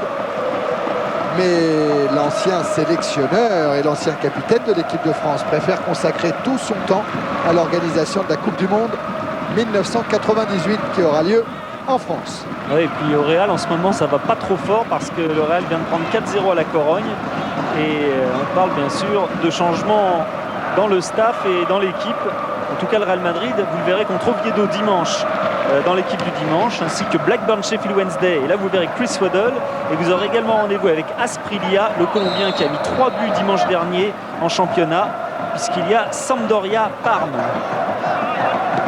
Ah ouais, Sampdoria, il y a Gullit, il y a Platt, Ah oui, oui, il y a Platt, du bon monde. Hein. Platt a mis un but exceptionnel dimanche dernier, lucarne, extraordinaire. Attention à ce centre sur lequel Fournier vient au point de chute. Et met ce ballon en retrait vers Valdo. Valdo qui tente le débordement sur Mahé. International à prime, Stéphane Mahé.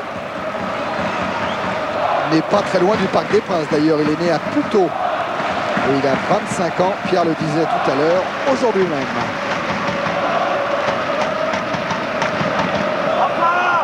Les libéraux alors.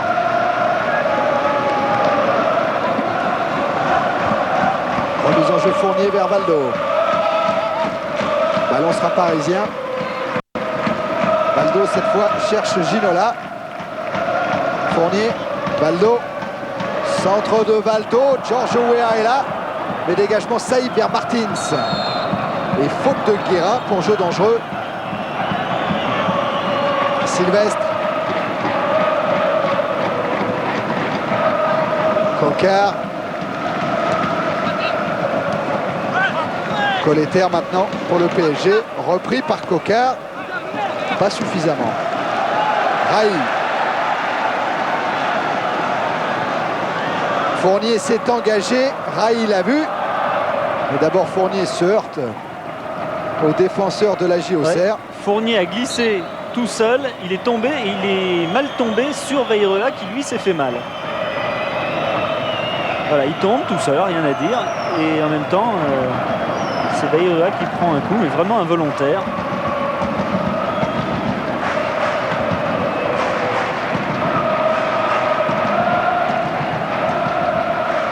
Fournier, lui, il a fêté son anniversaire le jour de Nicosie en Coupe d'Europe et au retour, il a été obligé de couper le gâteau dans l'avion. Ça, c'est pas trop difficile, sauf qu'il n'avait pas d'assiette ni de couteau.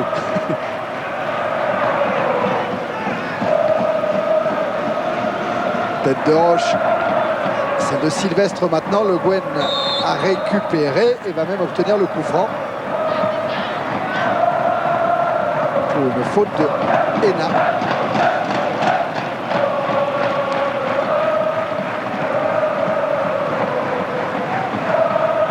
Touché le capitaine du Paris Saint-Germain. Et voilà le tacle de Christian Hénin, ancien joueur de Mulhouse. Le Guen, on aperçoit son brassard.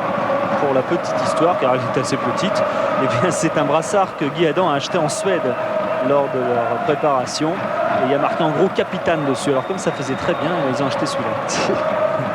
Tiens, au niveau des infos qui nous sont parvenues cet après-midi, Jean-Roch Testa, vous savez l'attaquant du HAC, du Havre Athletic Club, qu'on avait vu contre Caen il y a quelques jours de cela, eh bien, il vient de signer à Sedan. Jean-Roch Testa, il jouera dès samedi avec Sedan contre Beauvais. Puis toujours dans les nouvelles, la Tunisie et l'Allemagne ont fait match nul, 1 but partout. Et le but tunisien a été inscrit par justement le joueur de Caen, Fawzi Rouissi. Alors que le but allemand, lui, il a été marqué par Andreas Möller. Guérin. Raï. Retour de Saïb. Martins. Veyreua. avec une frappe de Moussa Saïb après une déviation poitrine de Cocard.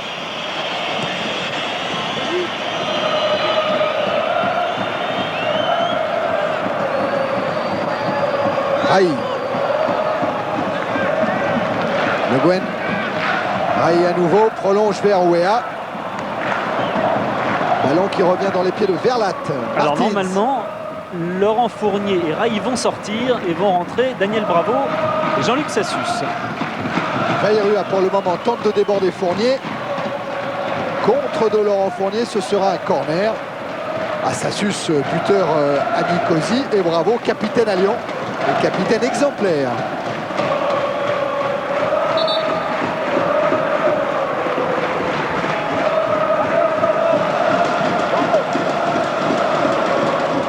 Alors le changement après ou avant le corner? Avant, semble-t-il. Monsieur Chéron a fait signe. De toute façon, il n'y a pas de ballon, ça y est, il y en a un maintenant. Voilà, Rai et Fournier sortent sous les applaudissements du public du Parc des Princes.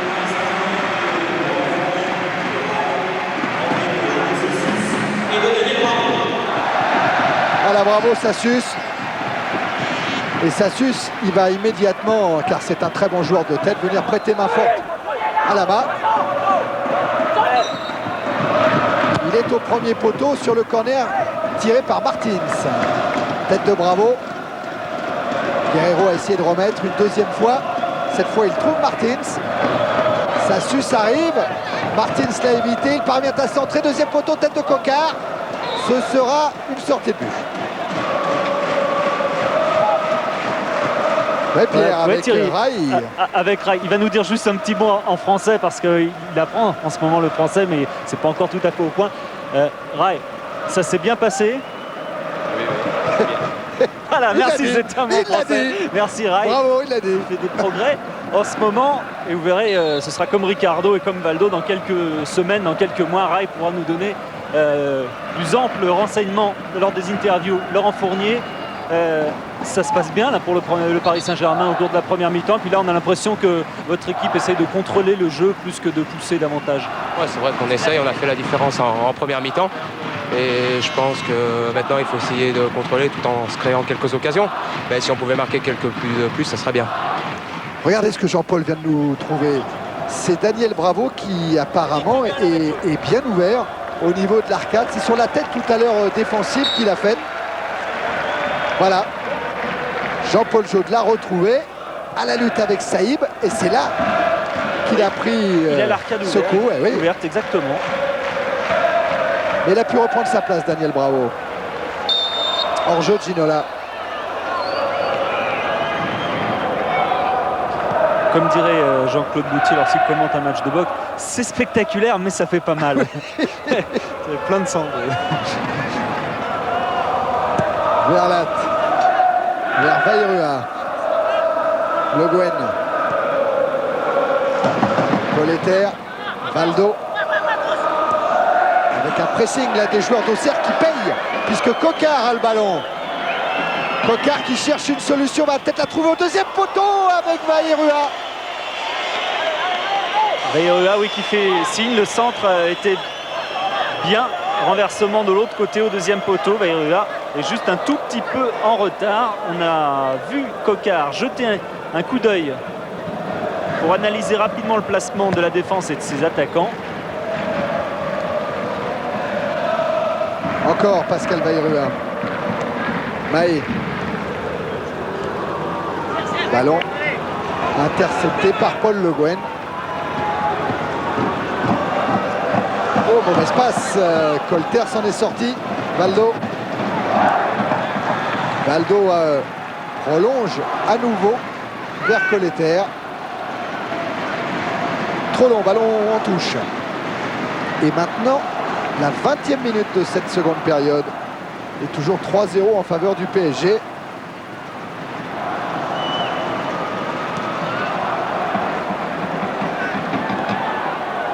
Saïb. Retour de Bravo.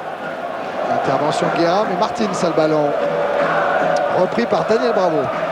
Ricardo. Ginola en déviation vers Ouéa. Et bonne intervention de Maé.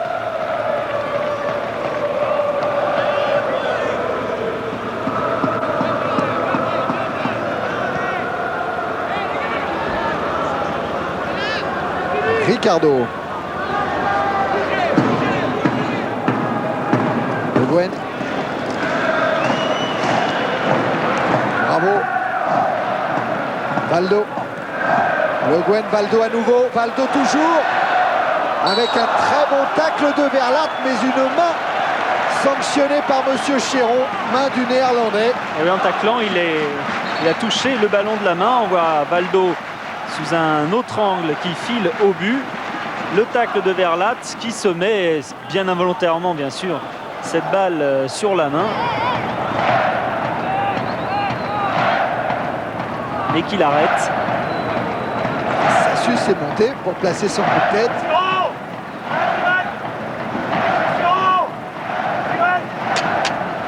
Voilà, Bruno Martini qui demande à Monsieur Chéron, l'arbitre, si c'est direct ou indirect.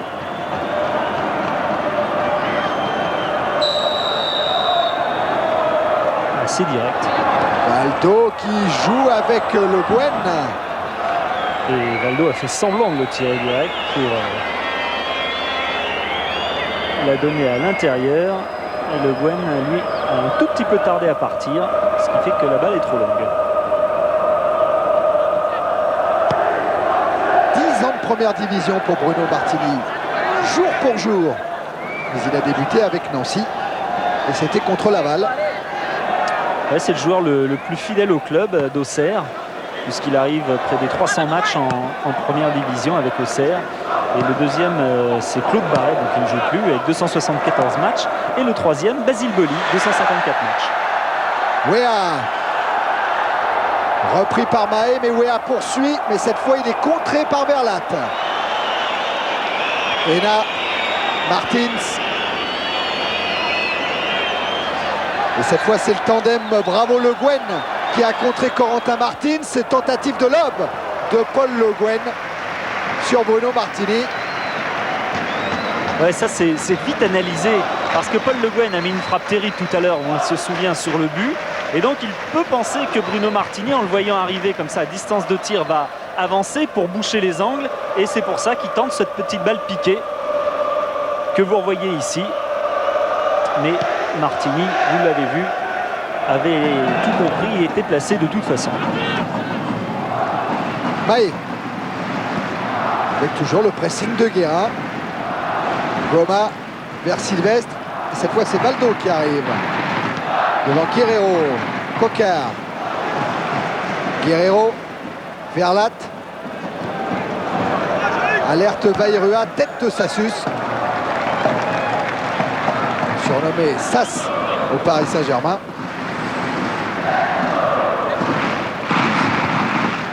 Ça fait très mal, mais Giroud va savoir se servir de ce 3-0 avant la venue de Tenerife, mercredi en Coupe d'Europe. Est-ce que Martini sauvera le corner? Oui. Martini ne va pas prendre de risque vraisemblablement. Ah, ça bouge pas beaucoup autour de lui, bah oui. Alors il met directement en touche. Oui, mais c'est sage. La situation est bouchée. Et là, au moins, il n'y a pas de risque. Il est allé se replacer. Et tout le monde a repris sa place. Ginola. C'est Goma qui est sanctionné. Monsieur Chéron va demander à Ginola d'attendre son ordre pour jouer le coup franc. Du coup, David s'en va.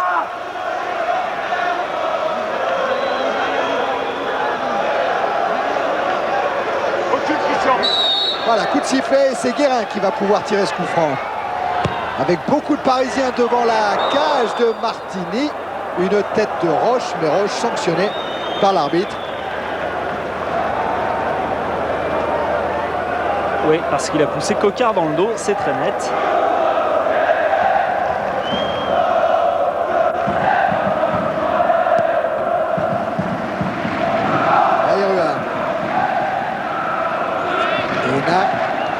Avec son capitaine Martins, mais reprise de Le Guen. Ricardo cherche Ginola, tête de Goma. La remise en jeu de Guérin, toujours vers Ginola. Guérin. Roche. Ricardo. Ballon intercepté par Saïb. Martins. Guérin en retrait, vers Roche. Sassius. Le Gwen. Colleter. Chercher Ginola, intervention Goma. Et relance de Saïd vers Coquard.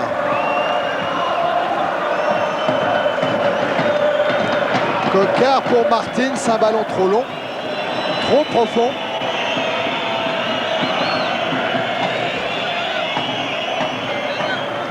Martins, Pierre, qui intéresse, qui semble intéresser les grands clubs européens. Ben oui, Papin en avait déjà parlé en disant qu'il le verrait bien au Milan AC. Bon, c'est peut-être vite dit, mais c'est vrai que c'est un joueur de 24 ans et qui est déjà au plus haut niveau puisque c'est un nouvel international. Et que l'équipe de France, sous la houlette de Gérard Houllier, a montré qu'elle possédait des joueurs très compétitifs au niveau mondial. Ah ouais, on avait vu Pedros en Suède, notamment, et Martins en Finlande. Et voilà Corentin Martins. Peut servir Moussa Saïb.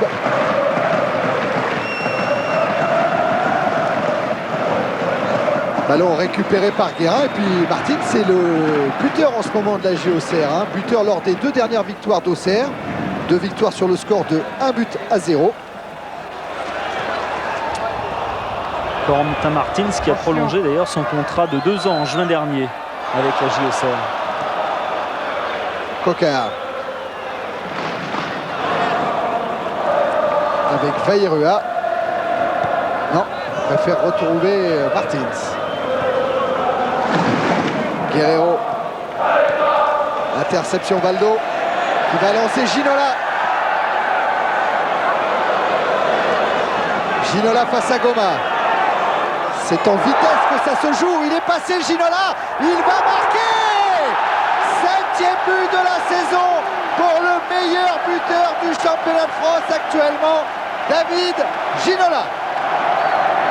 Et quand on dit ce soir que tout réussit au Paris Saint-Germain, c'est vrai que Ginola, là encore, fait un geste impeccable, idéal. Il attend bien la sortie de Bruno Martini pour piquer la balle dans un angle, mais complètement fermé, mais surtout au départ. Il y a ce tacle de Goma, suivi celui de Verlat, et il échappe aux 2.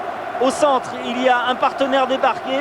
Il ne regarde même pas où est l'angle et il a déjà analysé la situation. Balle piquée. Là encore, c'est très très bien joué. Ginola est en forme. Ginola marque des buts en ce moment. Et il nous prouve encore aujourd'hui que ce n'est pas prêt d'être terminé. Ah, il a touché un petit peu, tiens, Martini, au passage. 4-0 pour le Paris Saint-Germain. On joue depuis plus de 28 minutes en seconde période. Et le public qui commence à crier « Où à Ginola ?» Et oui, Gérard Houllier, il est en train de se demander comment il va gérer ce stage contre Israël. Il a tellement de joueurs de talent en ce moment et qui sont en forme. Vous avez vu Cantona dans l'équipe du dimanche inscrire un but extraordinaire avec Manchester United. Papin marque également avec le Milan AC. Cantona est meilleur buteur. Ça va être dur de faire cette équipe-là, mais vaut mieux abondance de biens. Et ça, vous avez vu Ginola dans un de ses gestes favoris, le contrôle de la poitrine. D'ailleurs, dans le magazine du PSG, eh c'était ce mouvement qu'il analysait. Il y a une analyse technique à chaque fois. Et là, c'était l'amorti de poitrine de Ginola, qui est l'un des plus spectaculaires et les plus efficaces du championnat. Saïb sanctionné.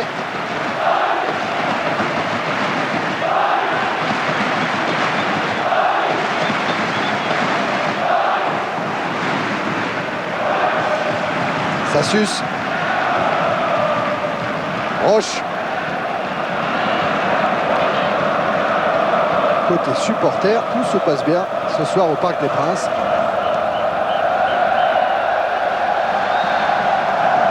Pourvu que ça dure. Alors, Ricardo. Ce qu'on peut souhaiter maintenant à la JOCR, c'est que cette rencontre ne marque pas trop l'équipe avant son match retour de Coupe d'Europe. Ou même si Auxerre a réussi un bon match à Tenerife, eh bien, la qualification n'est pas acquise pour autant.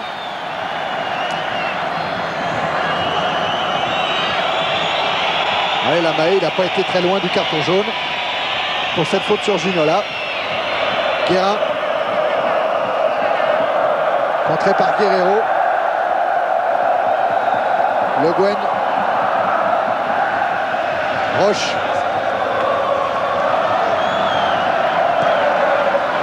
Roche qui alerte là-bas Valdo. Mais Guerrero surveillait le Brésilien. Coquard.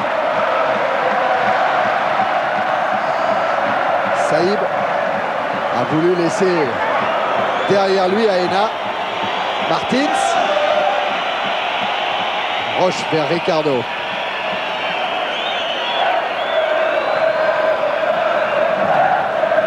Roche. Wea. Contré par Goma, par Sylvestre. Martins. Saïb. Ena. Guerrero.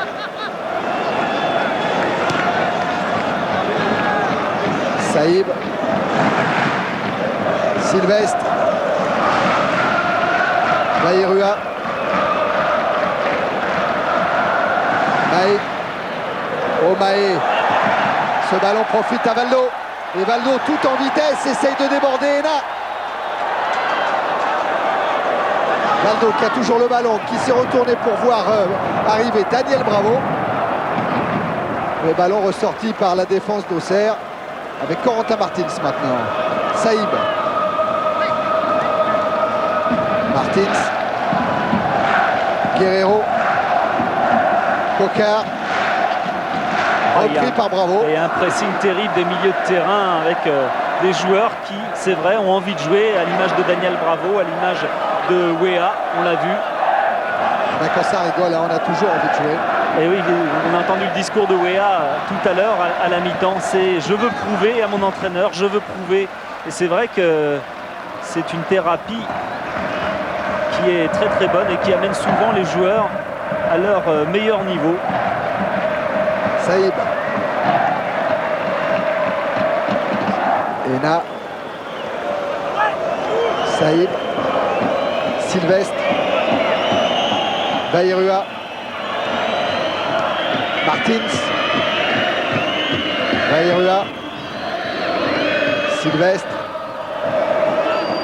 Verlat. Sylvestre. Maé. Attaqué par Wea irrégulièrement, dit Monsieur Chéron. Ce sera un coup franc.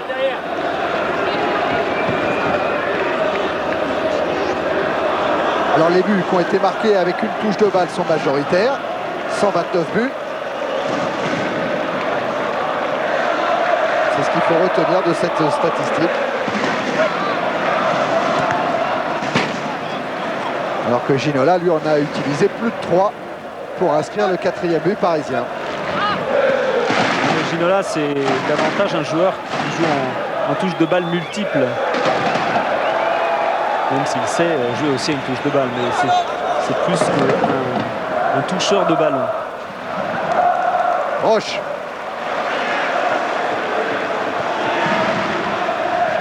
Loin vers Ginola. Récupération Maé. Verlat. Ena. Guerrero. Saïb. Guerrero. Ena avec Martins. Il ne faut pas oublier non plus que pour Auxerre, c'était un petit peu une année de transition programmée par Giroud avec des départs aussi importants que ceux de William Prunier, de Daniel Dutuel, voire même de Stéphane Mazzolini qui a été pendant longtemps un pilier de cette équipe de la GIA. Mazzolini qui joue maintenant à Martigues. Ouais, c'est vrai Thierry, mais ce travail finalement Giroud, il est habitué à le faire. Ce n'est pas la première saison où il est habitué à repartir de zéro avec les jeunes. La seule différence par rapport à d'habitude, c'est que depuis 2 ans, prétend-il, le championnat est beaucoup plus fort et pour les jeunes c'est impitoyable. Et regardez encore Wea ce qu'il vient de faire, même si là il a manqué sa frappe, mais auparavant c'était le joueur en pleine confiance. Voilà, contrôle pour lui-même, extérieur pied droit, et là il va tenter une frappe encore extérieur pied droit.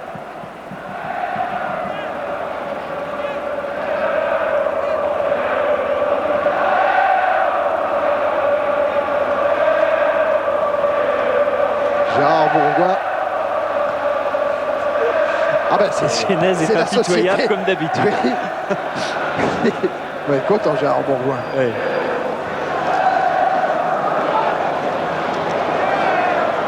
Ricardo.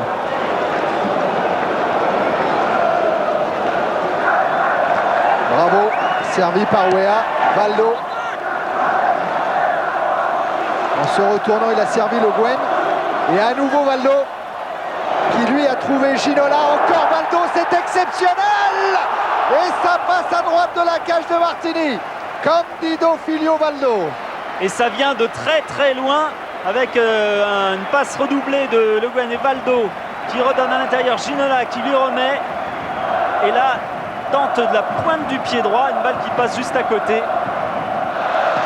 Eh ben quand Corentin Martins dit qu'il est émerveillé par les aptitudes de Valdo, on le comprend. Valdo, c'est l'élégance, c'est la technique en mouvement, c'est la vivacité. C'est le leader naturel sur un terrain et c'est beau. Ouais, son jeu est simple et inimitable, dit-il.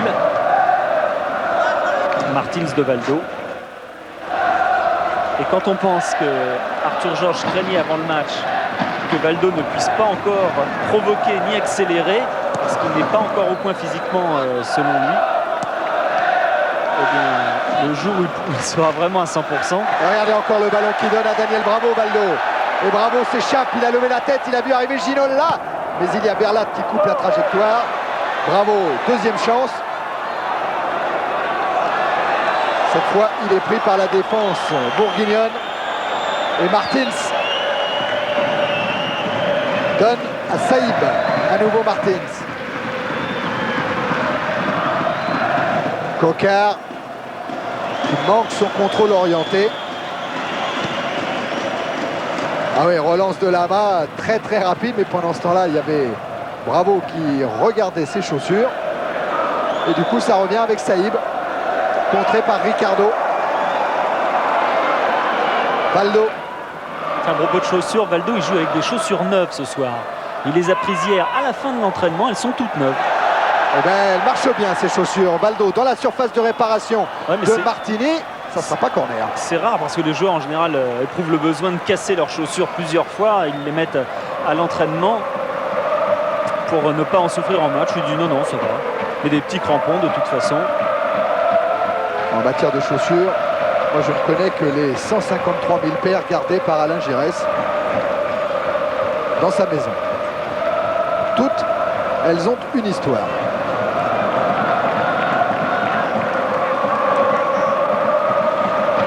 Berlat vers Guerrero. Saïb, Berlat, Ena, Maé, Coma, Coquard, c'est bien fait ça pour Stéphane Maé. Centre de Maé. Et malheureusement Coquard est un peu court, mais Guerrero a récupéré avec Martins. À nouveau Raphaël Guerrero. Se heurte à Colletter. Valdo vers Guerrero. Martins. Et ballon parisien. Guérin. Pour Bernard Lama qui n'a pas eu beaucoup de travail passé le premier quart d'heure. Ouais, mais c'est vrai que finalement ce sont des matchs quand même difficiles pour les gardiens parce qu'on n'a pas de travail. Et puis il y a un contre et là il faut faire un arrêt décisif et évidemment on le réussit moins bien lorsqu'on a passé une demi-heure à pratiquement rien faire. Ginola manque sa passe. Martins. Colletter. Sylvestre. Pour Reyna. Saïb. Centre de Saïb vers Coquard. Coquard en retrait pour Vairua. Débordement de Vairua sur Roche. Contré. Eh non, dit Monsieur Chéron. Ah si, elle est contrée. Ça. Et oui, Roche qui va le voir, qui dit désolé. C'est vrai que les joueurs ont joué ensemble à Auxerre. Et qu'ils se retrouvent régulièrement en équipe de France.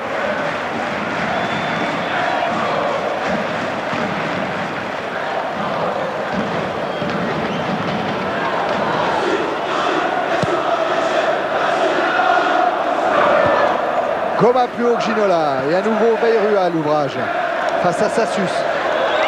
Avec deux hommes qui vont vite, très très vite.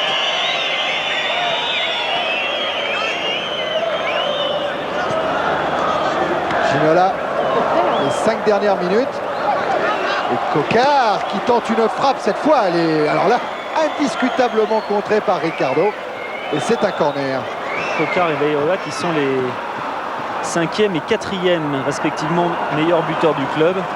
En tête Zarmak, 94 buts. Ensuite Garande, 58 buts. Ferreri, 47 buts. Et 4e c'est Veyrua avec 41 buts. Cette saison en championnat contre Strasbourg, plus 1 en Coupe d'Europe à Tenerife pour Veyrua. Verlat est monté. Et le ballon est sorti de la tête par Le Guen. Bravo. Ouais, bravo, repris par Guerrero. Ça profite à Veyrua. Contré lui par Wea. Et Wea n'évitera pas la touche.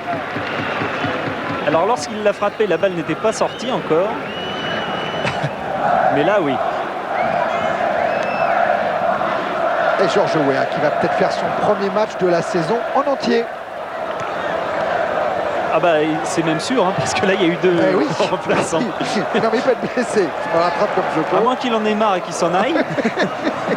Non, puis en plus, j'ai tout faux, parce qu'il en a fait un en entier. C'était contre Strasbourg. Vraiment tout faux. Bon, on passe. Colter. Vous n'avez pas une petite adresse? Avec une intervention de Martini. C'est dangereux parce qu'il y a Ginola face à Goma. Et oui, Ginola qui a souhaité obtenir le coup franc. Ah, il avait encore tenté un petit truc. Ouais, là. sur Goma. Coquard.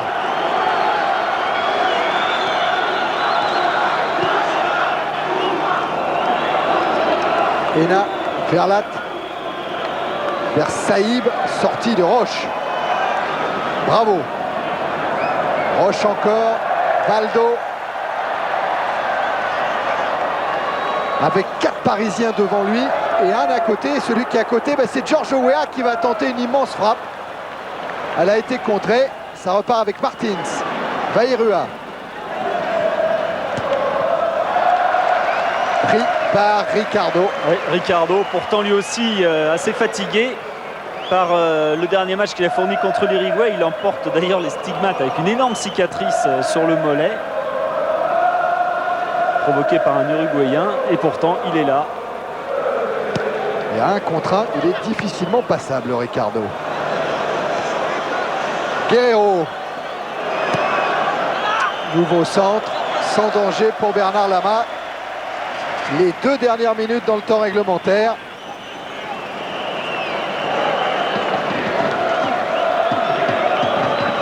Et avec cette victoire, le Paris Saint-Germain va prendre... Ah oui, vous voyez, quand je vous disais pourvu que ça dure. Oui, et ça n'a pas duré. Une fois encore, il y a des problèmes dans cette sinistre tribune Boulogne. Et pourtant, il y avait tout pour passer une bonne soirée. Quand on est supporter parisien, j'entends. Alors à domicile, 23 500 supporters, spectateurs de moyenne au parc. 26 500 à l'extérieur, c'est la meilleure moyenne pour le moment. Mais le Paris Saint-Germain est allé à Marseille, est allé à Strasbourg, est allé à Bordeaux, est allé à Lyon, c'est-à-dire dans les grandes villes, dans les grands stades. Donc il faut un petit peu moduler cette moyenne. Valdo. Mauvaise entente avec Colleter.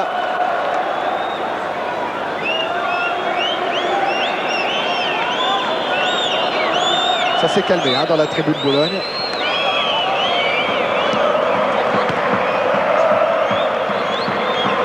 Saïb. Veyrua. Goma. Ena. Guerrero. Ena. Ballon perdu. Récupéré par Le Guen avec Guerra. Valdo, le temps réglementaire est terminé maintenant. Valdo encore lui. Joue avec Bravo. Intervention. Mahé et coup de sifflet final de Monsieur Chéron. Le Paris Saint-Germain prend la tête du championnat de France avec un match de plus, 14 points. 2 points d'avance sur Bordeaux, Marseille et Cannes. Et une différence de plus 8. Georges Weah, le doublé face à Auxerre. Plus des buts inscrits par Le Guen et David Ginola. Voilà, Thierry, on a rejoint Giroud. Guy, est-ce que l'ampleur du score rend cette défaite plus amère? Oh, il y a tout, c'est une vraie défaite, c'est une vraie punition. Il faut absolument reconnaître la supériorité de l'adversaire qui, en un quart d'heure, nous a mis proprement KO. Et même les bons boxeurs ne se remettent pas à bien boxer après un KO. Je crois que notre équipe n'avait pas digéré sa très grosse semaine dernière. Et face à une équipe de cette envergure, on n'a pas été à la hauteur, il faut le reconnaître, et rien de plus. Il y a eu un excellent arbitrage. Et le score a finalement eu une ampleur normale. Lorsqu'on est entraîneur et qu'on est mené 3-0 à la mi-temps, quel est son discours, quel est votre discours dans les vestiaires? Bon, vous savez, j'avais bien vu que Paris Saint-Germain aujourd'hui nous était très supérieur. Donc j'ai dit on va continuer. Il faut essayer de garder le moral le plus possible. Il faut essayer de serrer les rangs, essayer d'attaquer un petit peu pour réduire le score si on peut. Et puis y croire encore. Mais bon, on est réaliste quand même, on connaît le métier. Justement, le moral, c'est là-dessus que vous allez principalement travailler jusqu'au match de Coupe d'Europe pour essayer de remonter cette équipe. Écoutez, dans la construction d'une jeune équipe, il y a de temps en temps des gifles comme ça. C'est la seconde fois en 13 ans qu'on prend 4-0 au Parc des Princes. La fois précédente, le Paris Saint-Germain avait été champion de France, je peux le signaler. Bon, je crois qu'il faut l'accepter très sportivement. Ça arrive dans le sport qu'une équipe soit un jour beaucoup plus forte que l'autre, et c'était le cas aujourd'hui. Merci Guy.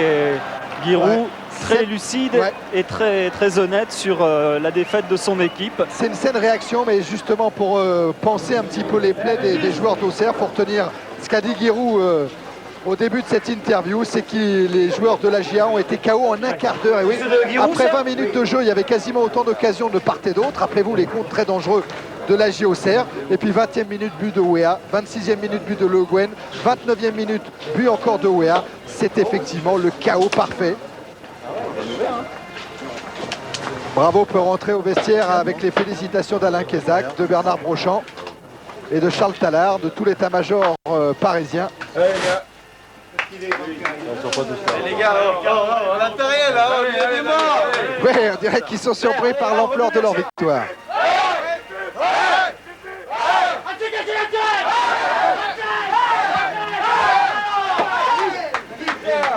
Voilà. On va voir l'animateur de ce cri, David. On va s'asseoir. Et David, un but de plus encore aujourd'hui. Bon, en plus quand l'équipe tourne comme ça, c'est plus que de bon augure. Je sais pas ce que ça a donné à la télé, mais pour nous on avait l'impression sur le terrain d'avoir fait pas un match parfait, parce que bon, il n'y a pas de match parfait, mais un match très rigoureux défensivement et très réaliste devant. On s'est créé un maximum d'occasions, on a bien joué au football, on a fait le spectacle, on a mis des buts. Je veux dire, bon, contre une équipe d'Auxerre, on savait qu'il était difficile à jouer avec de très bons joueurs, un collectif bien préparé. Donc pour nous, ça a été, au départ, c'était une tâche difficile et on a vraiment su la surmonter, vraiment avec brio, je crois, ce soir. On a l'impression que de surcroît, le PSG réussissait absolument tout ce soir. À l'image de votre but, vous avez tenté quelque chose d'assez difficile et puis finalement, c'est le geste parfait. Jusqu'à présent, on me reprochait de rien tenter. Et aujourd'hui, bon, je tente plein de choses, ça me réussit. Mais au-delà de ça, je crois que ce soir je marque, mais je fais marquer Georges. Et c'est aussi important pour moi de faire participer mes collègues que de marquer moi-même. À partir du moment où j'aurai un service au collectif, c'est le principal. Merci David, on va aller voir Alain Roche puisqu'il nous a lancé des chaussettes. Et bien voilà, Alain, c'était... disons plus facile, plus serein ce soir en défense à partir du moment où vous avez mené rapidement au score. Oui, il fallait absolument qu'on fasse un gros pressing contre ça parce que c'était vraiment très dangereux en contre. Il fallait les empêcher de partir. C'est vrai que toute l'équipe s'est bien regroupée, était très solide défensivement et c'est vrai que ça nous a permis d'avoir des contres, surtout de procurer d'énormes occasions et c'est bon pour le moral. Ricardo, il est dans le coin. Ah oui, on va le retrouver. Ricardo qui est juste à côté. Quand on a un petit trou, Pierre, on a le but des buteurs. Hein. Est-ce qu'on a Antoine? Ah bon, on va le rappeler, Antoine. Parce que peut-être que son capitaine voudrait lui dire quelque chose. On va juste demander à à Ricardo. On avait un petit peu peur que vous soyez fatigué ce soir. Ça s'est pas vu en tout cas. Hein. Non, c'est vrai que tout le monde a joué très bien et comme ça c'est facile de jouer. Comment vous appréciez de passer de l'équipe du Brésil au Paris Saint-Germain dans un autre système de jeu? C'est difficile? C'est difficile, mais quand on gagne, c'est facile aussi. Et bon, ça va faire au Brésil, ça va faire ici au parc. Vous avez l'impression que le Paris Saint-Germain est très brésilien dans son jeu maintenant? Non, il n'y a pas de Brésilien, il n'y a pas de Français. C'est Paris ici, il n'y a pas de nationalité. On est 11 et on est 20. Et il n'y a pas de joueur brésilien, joueur français. On veut gagner, c'est tout. Thierry, on a Antoine? Bien sûr qu'on a Antoine. On a Antoine. Alors, voilà, on a Paul Le Guen à côté et Daniel Bravo qui a l'arcade ouverte. Attendez, moi je vais passer mon casque à Paul.